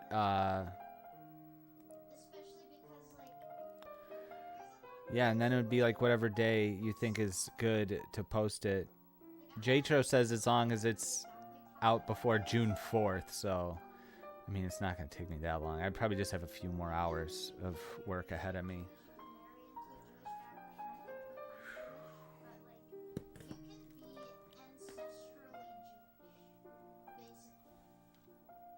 Yeah, if it's not done tomorrow night, it will definitely be finished Friday night. I'll probably work at a little faster pace. We've been chit-chatting a lot, so that when I go in fresh tomorrow and I'm not exhausted and coming off of work, I'll probably get a lot of stuff done faster. I just don't want to say I'll definitely have it done by tomorrow night and then be like, oh fuck, I still have like 3 hours of work to do. We'll see. Just do your best. Yeah, I want to put in, I could get the interview cut and edited for sure by tomorrow night, but I want to make this one look very nice and throw in all the bells and whistles and stuff. Just give me one moment, please hold. I'll be right back.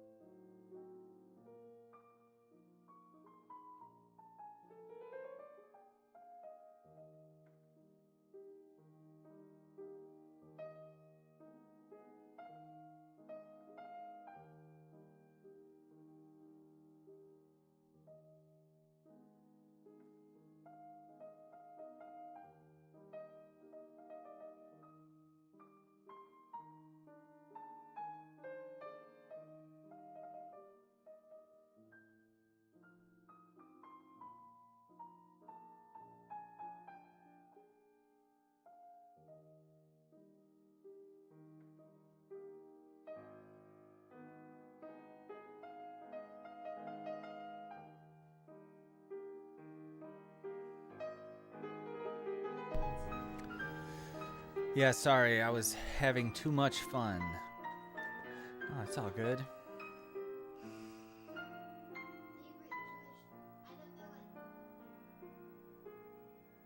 I forgot to grab the controller.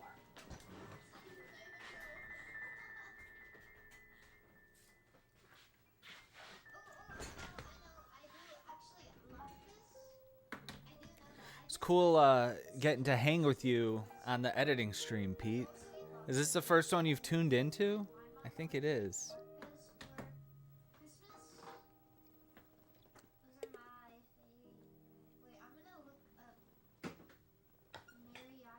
I recently found a website that was able to calculate how many total hours of video I have uploaded to YouTube, and turns out there's 5.5 months of footage of me stored in the servers up at YouTube. So that means if you had to watch every single one of my YouTube videos from front to back, 24 hours a day. It would take you 5.5 months to get through it all. For this much of it, yeah. Oh yeah, nice. And I wonder exactly how many hours I'm on here editing Culturescape. It has to be at least a few days worth of footage.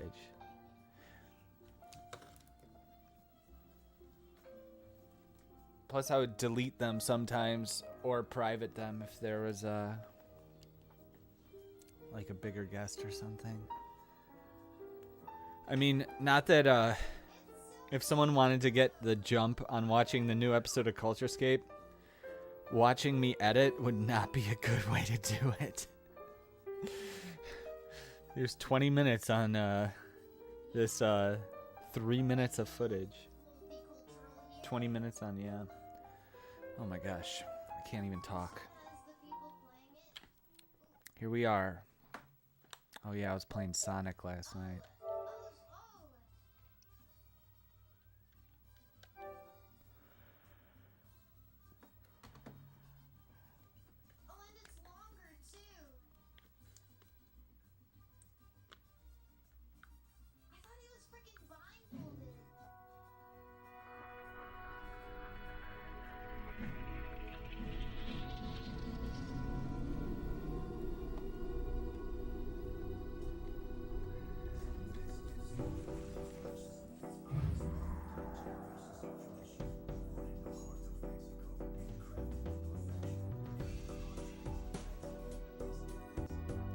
This is the perfect game for me right now because lately I've just been... I want to play really like less demanding games. I've been playing through Diablo 1. And that's great because I just have to point and click. I can pause whenever I want.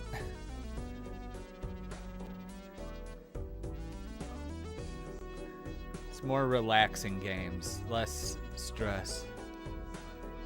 So freaking tired all the time. I keep on not sleeping.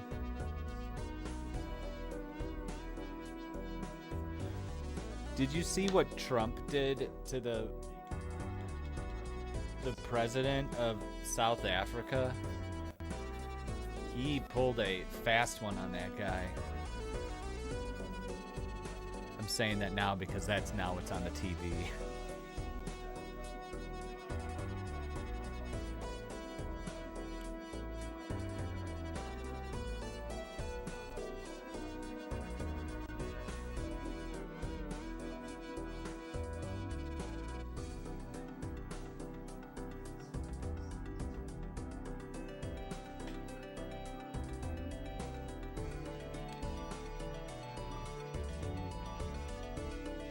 I've been messing with the blue deck now. And I still... Every time I think I have a strategy, like, well, this is an easy win. There's nothing that could stop me now. Then I'll die on, like, a really low level and be like, great.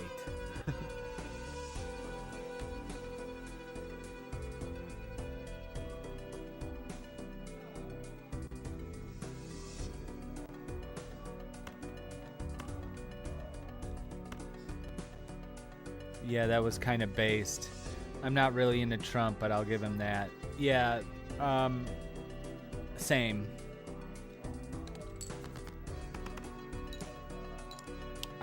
If that no tax on tips thing goes through, that I'm gonna like that.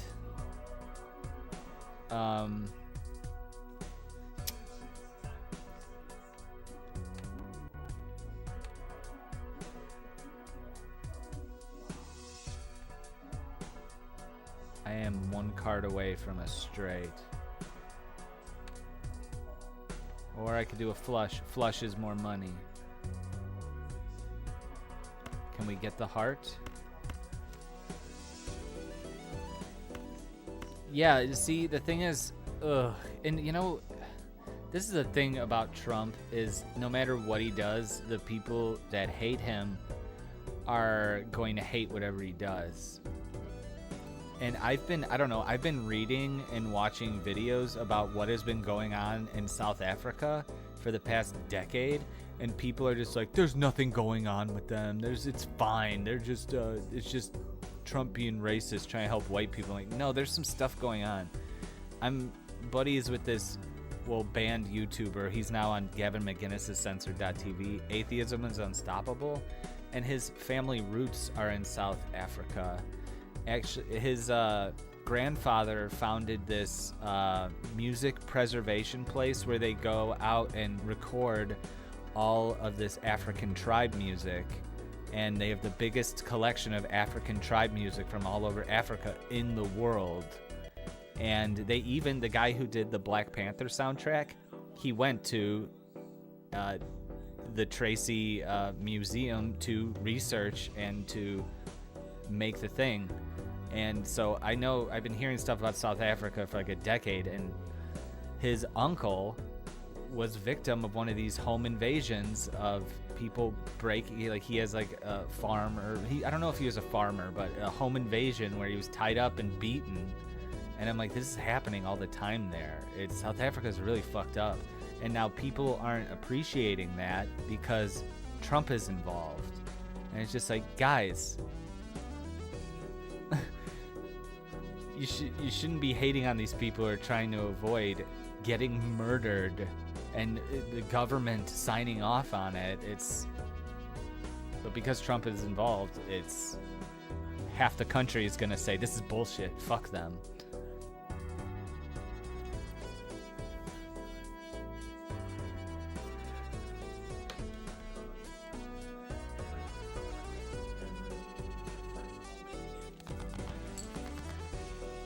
Shit.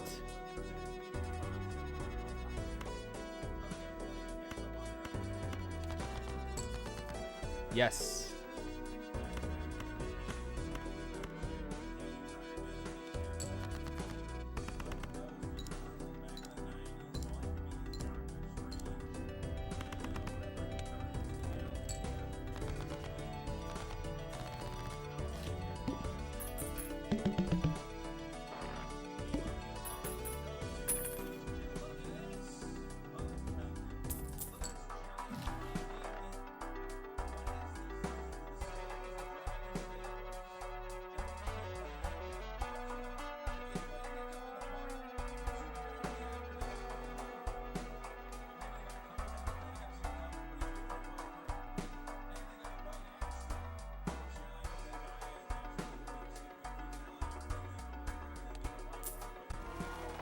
Yeah, partisanship sucks. Yeah.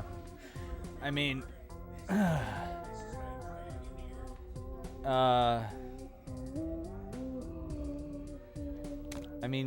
Trump has himself to blame to a point for people having those attitudes. He's kind of like has a real fuck you attitude to everyone that, anyone that, doesn't support him.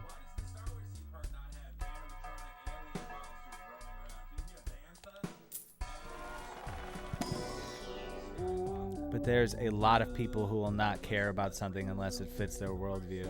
Yep.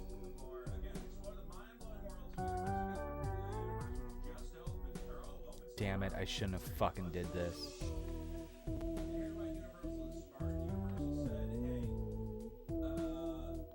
I should have got that other card, I'm an idiot. Oh, I could do this.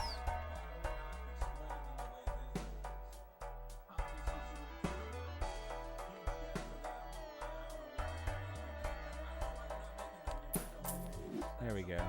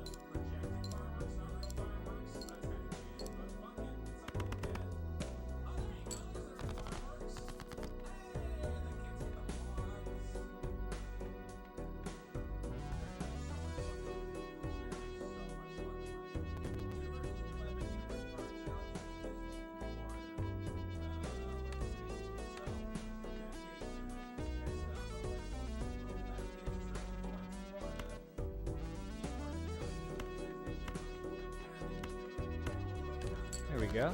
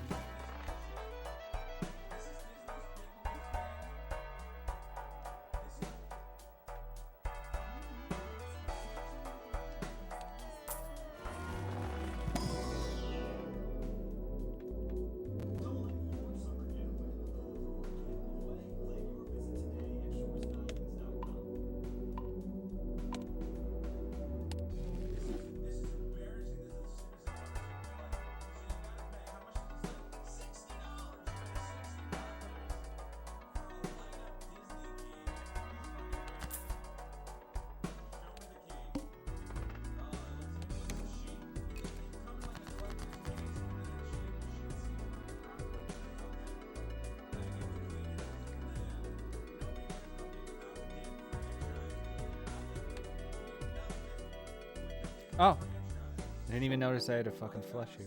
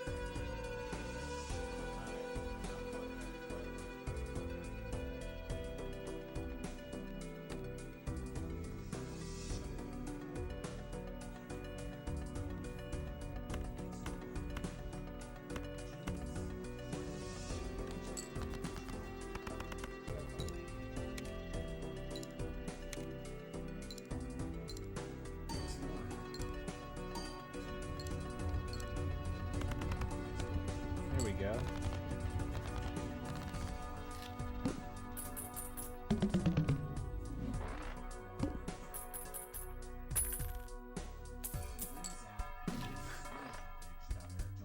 All right, everyone that we've talked about tonight is popping up on the playlist. Vito's video just played. Now here's JDA talking shit about your boy Zach.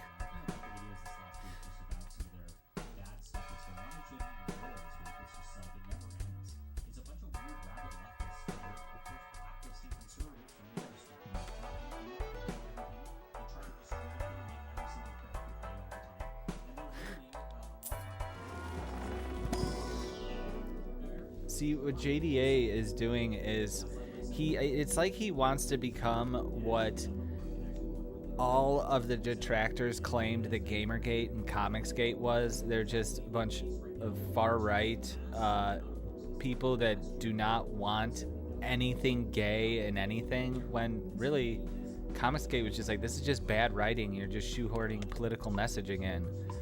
But JDA's position is like, no, I don't want anything gay in anything.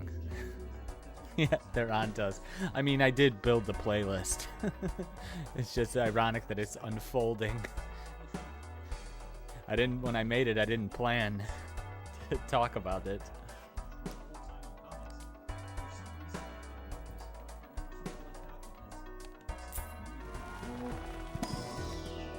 I'm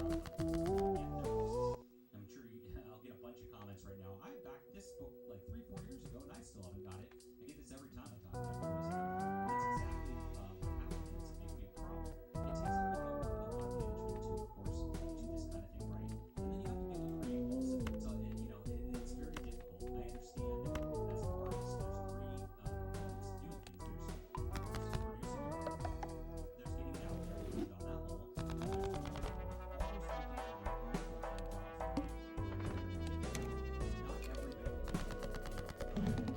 This is the shit that I hate. First hand is face down. What the fuck is that?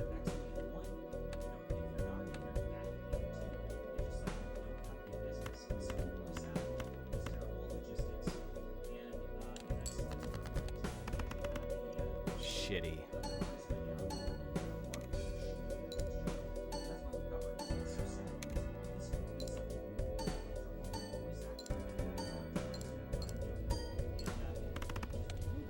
Oh, well, luckily I have that card where every card played.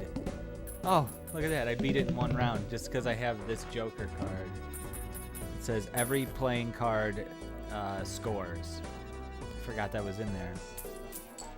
It's hard for me. It's hard to keep track of all the Joker cards and tarot cards.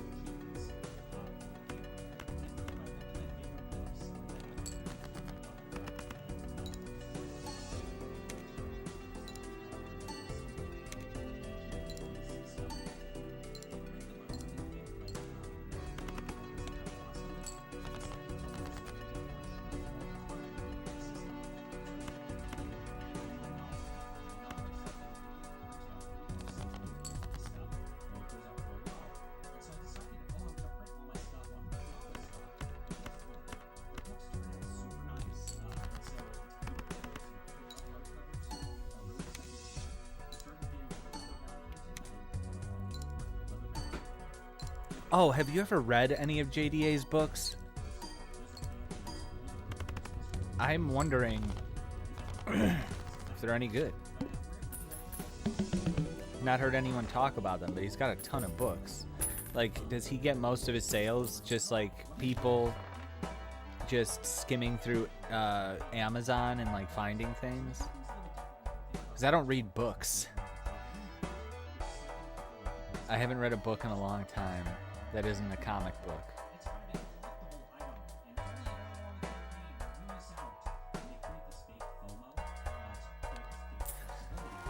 See, right now in the video, JDA's talking about, he's criticizing everybody for, he's criticizing everyone for doing the different covers and saying, oh, it's this fake thing that they're doing to try to trick people into thinking they're getting a collectible. And like, what do you fuck do you think Eric July is doing? It's like, he'll criticize one people with one thing and then not other people. It depends, you know? 2 lucky cards. Oh, really? It's been a while. One was okay, the other one was pretty poor. I see. Yeah.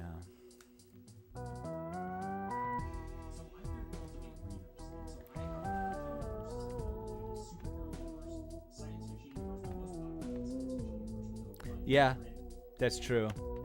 My mom has written a few books. Haven't read them. I don't know if they're any good.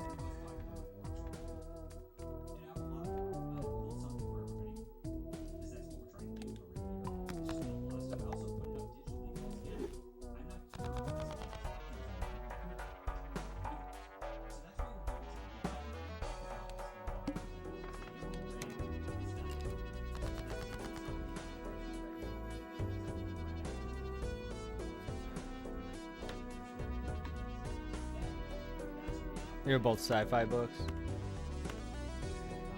He's come out with a lot of stuff, which makes you think like, huh.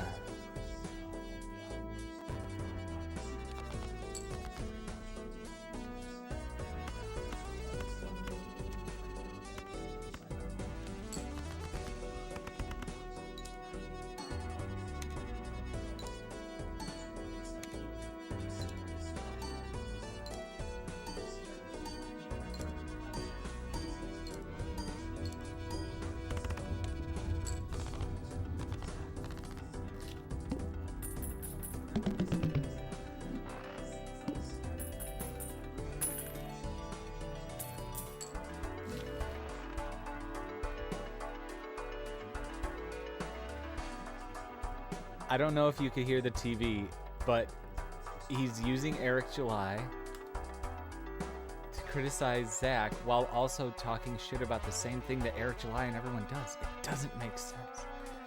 And I look in the comments, oh, you know what? He might delete comments. Because I got into it with someone in the comments section. With AI now, who knows? Yeah. I've heard people accuse him of using AI for writing, but it's all hearsay. Some random on a Twitter thread. But I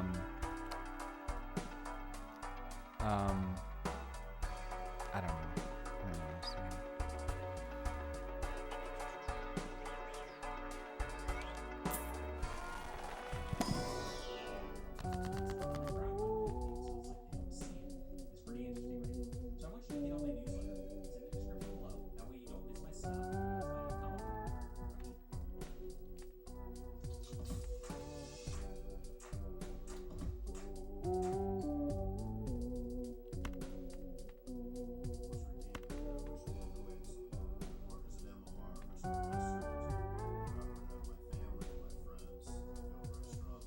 Overmind is good.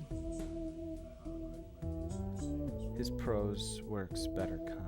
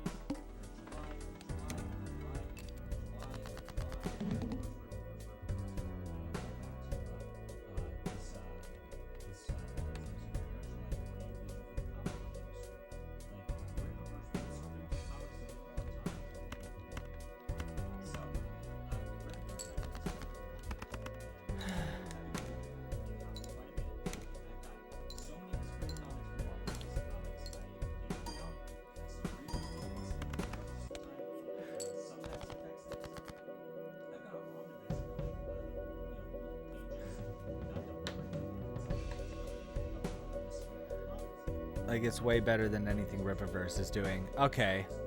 That's what I'm going to say.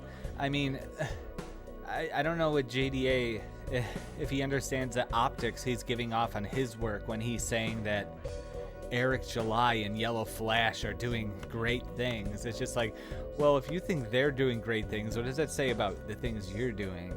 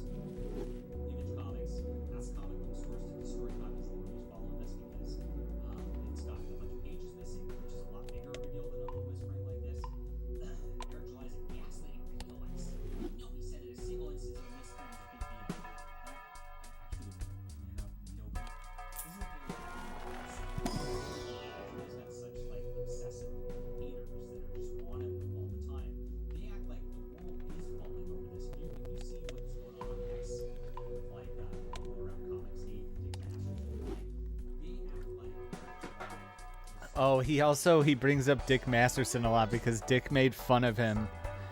And then so JDA blocked him, and now every time he brings up EVS, he's like, EVS just goes. He never mentions Vito, but he's like, EVS is just with his Comicsgate. It's all Dick Masterson fans. I'm like, no, it isn't.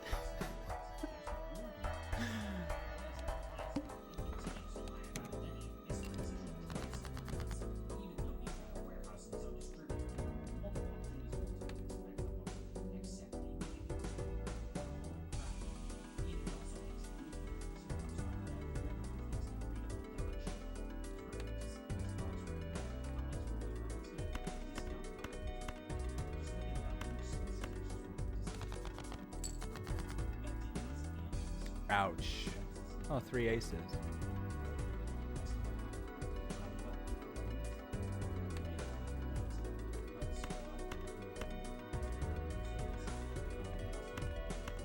Full house.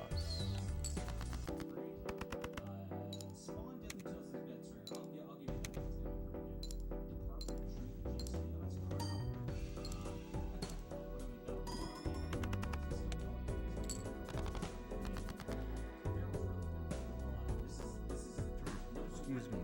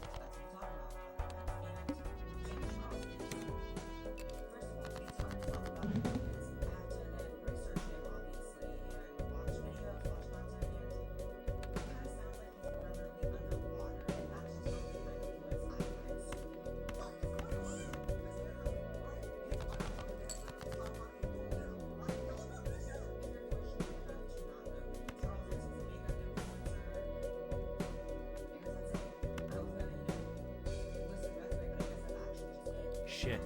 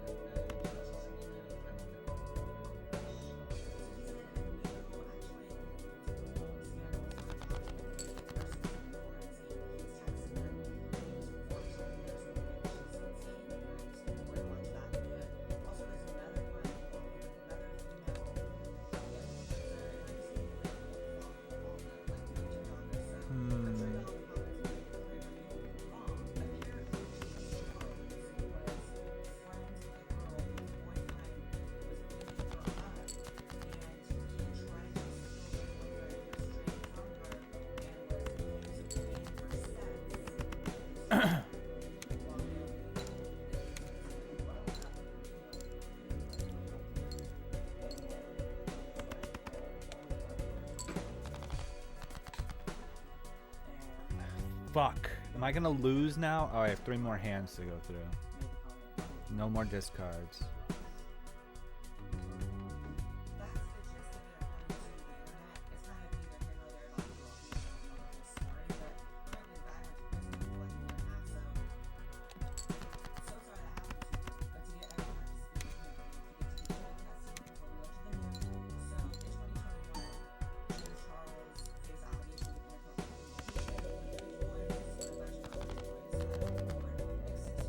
Oh my god.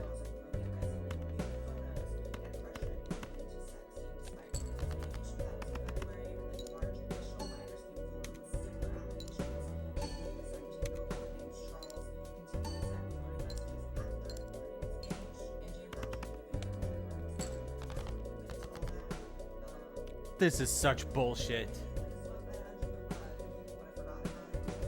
Well.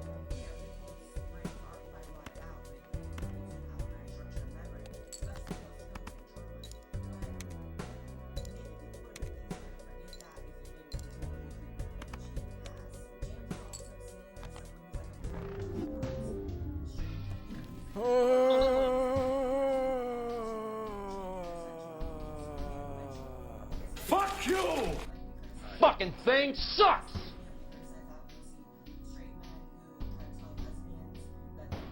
I'm so mad about this. Fuck!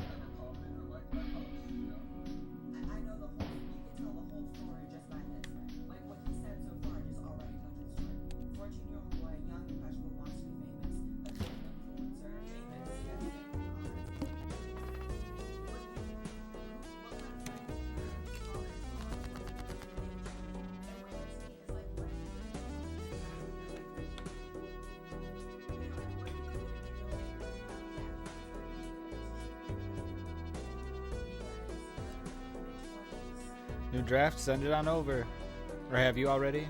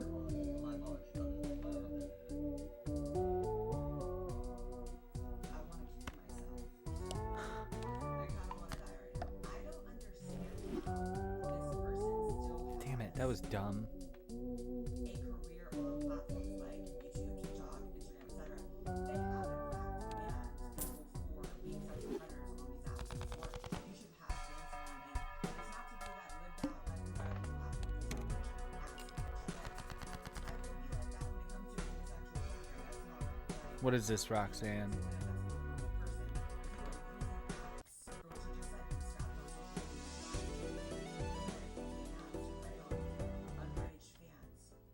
and swinging your power around like a real weirdo. The Bond's name. James' name. Please to. What? Bond name's the James. Are you alright? Name's none's everything was strong.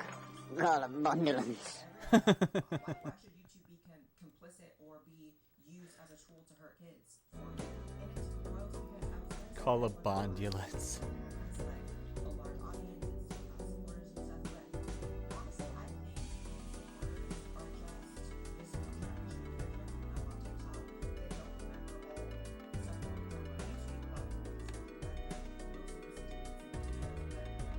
and the mostly listen to dancing videos, but it's kind of like you're just making kids more audiences that make them worse.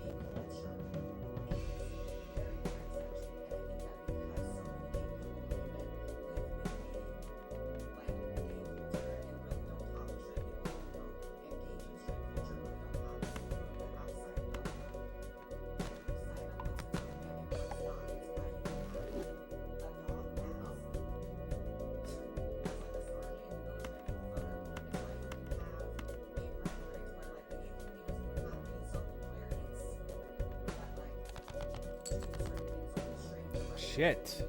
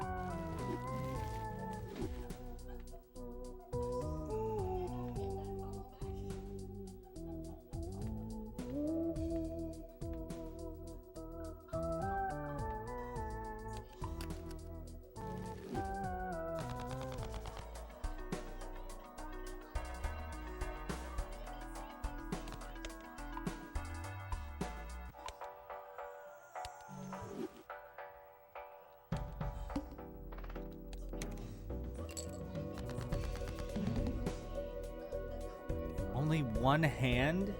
Are you fucking with me?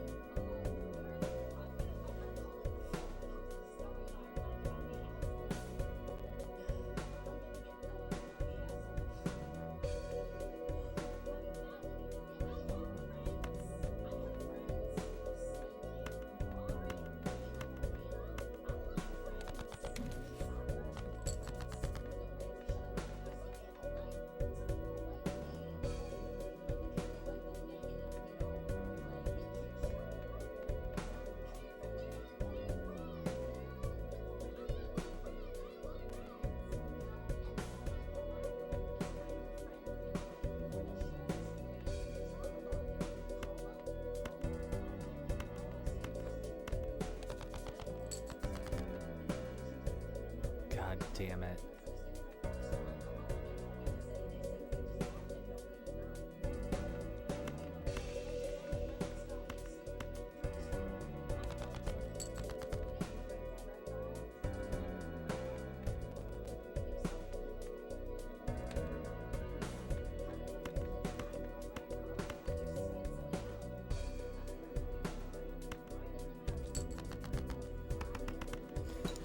Okay.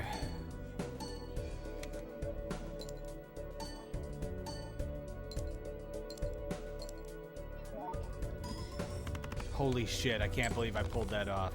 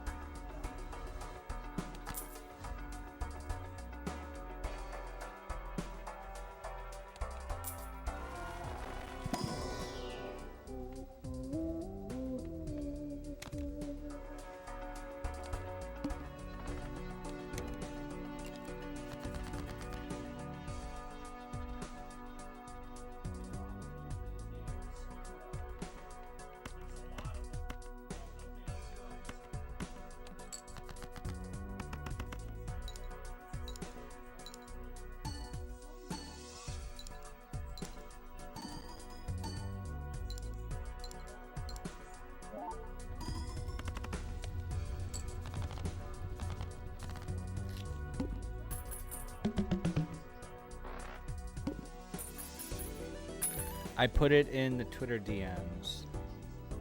The Balatro music. Yeah, that exactly. That's why I could sit here and it's just like, okay, now I could relax.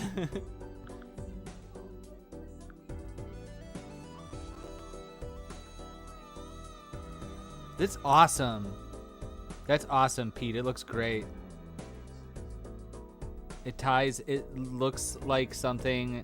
It's like a mix of the FP and Waves of Madness, and even a nod to the title. Looks great, dude.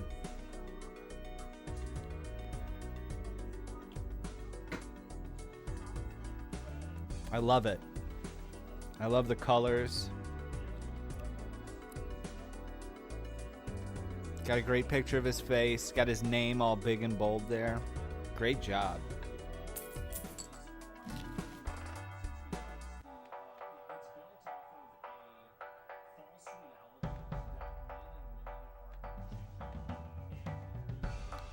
Yeah, I liked the meme, Roxanne.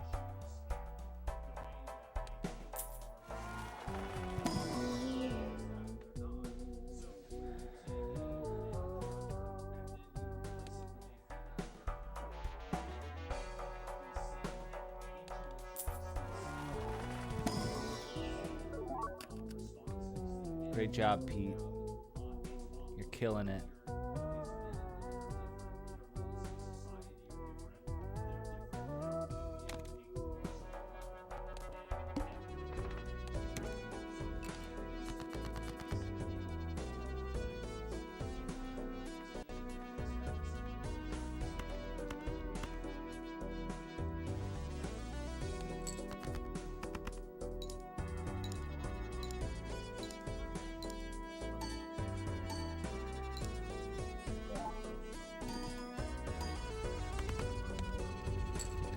Gonna try to lay down.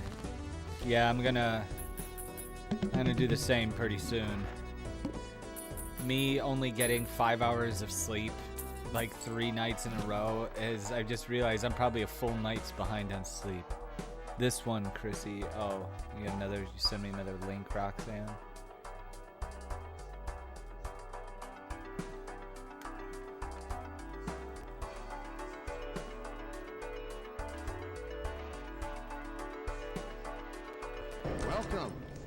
Welcome to City 17.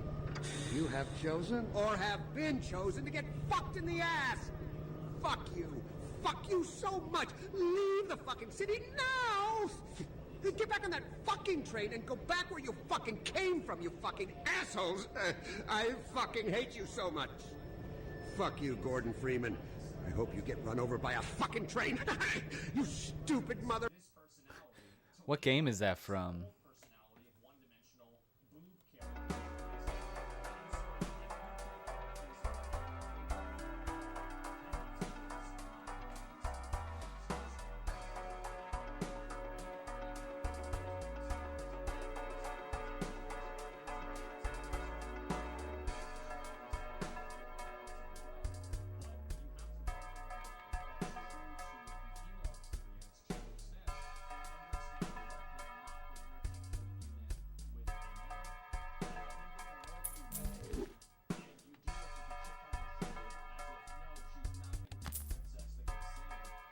How do you not know Half-Life? I just never played it.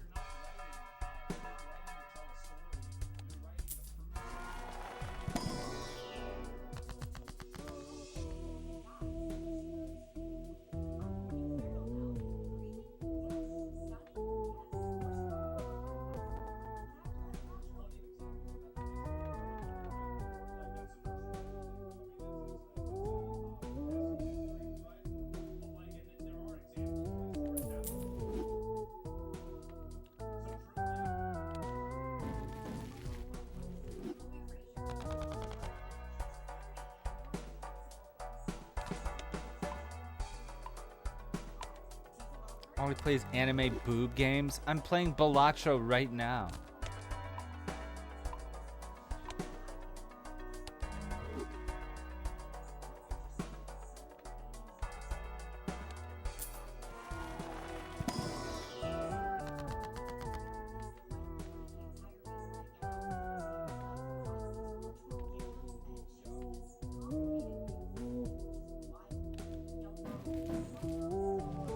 Fuck yeah.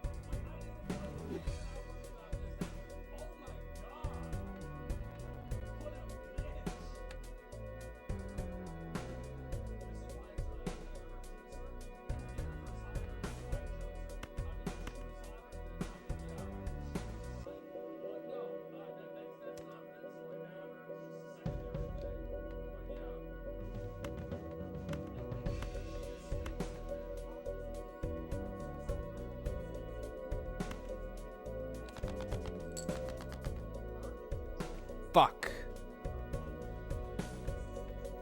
Son of a fucking bitch. I am in trouble. 3, 4, 5, 6.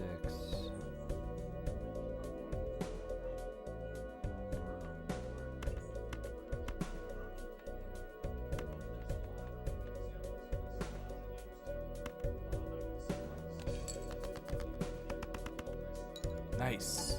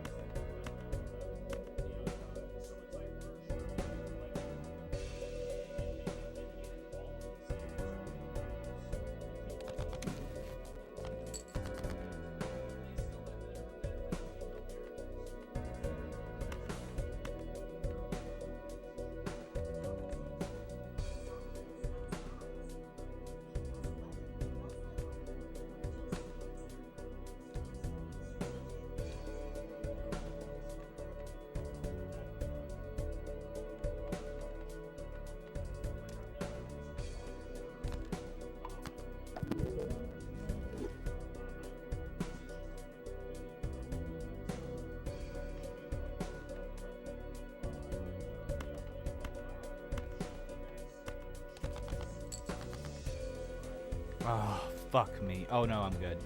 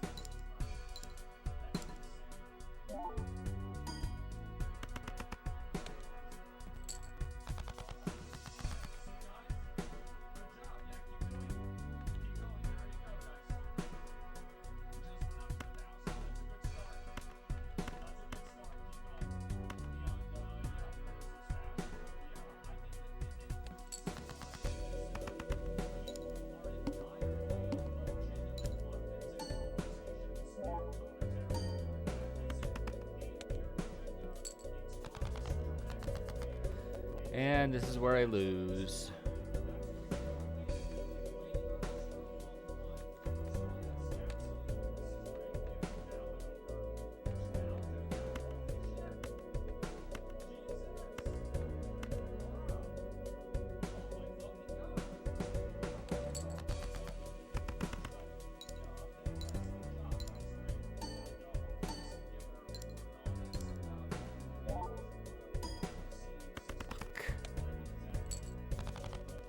All right. I think that's it for me. 4.5 hours. Yeah, that's more than enough time to stream. But thanks to everybody who popped in. I'll be back tomorrow night with some more. Yeah, until next time, everybody. Y'all make sure to stay metal. And hail Satan, unless you're Pete. Good night. Death is great. Hail Satan. I hate it here! I hate it! Shit. Goddamn, what a bummer.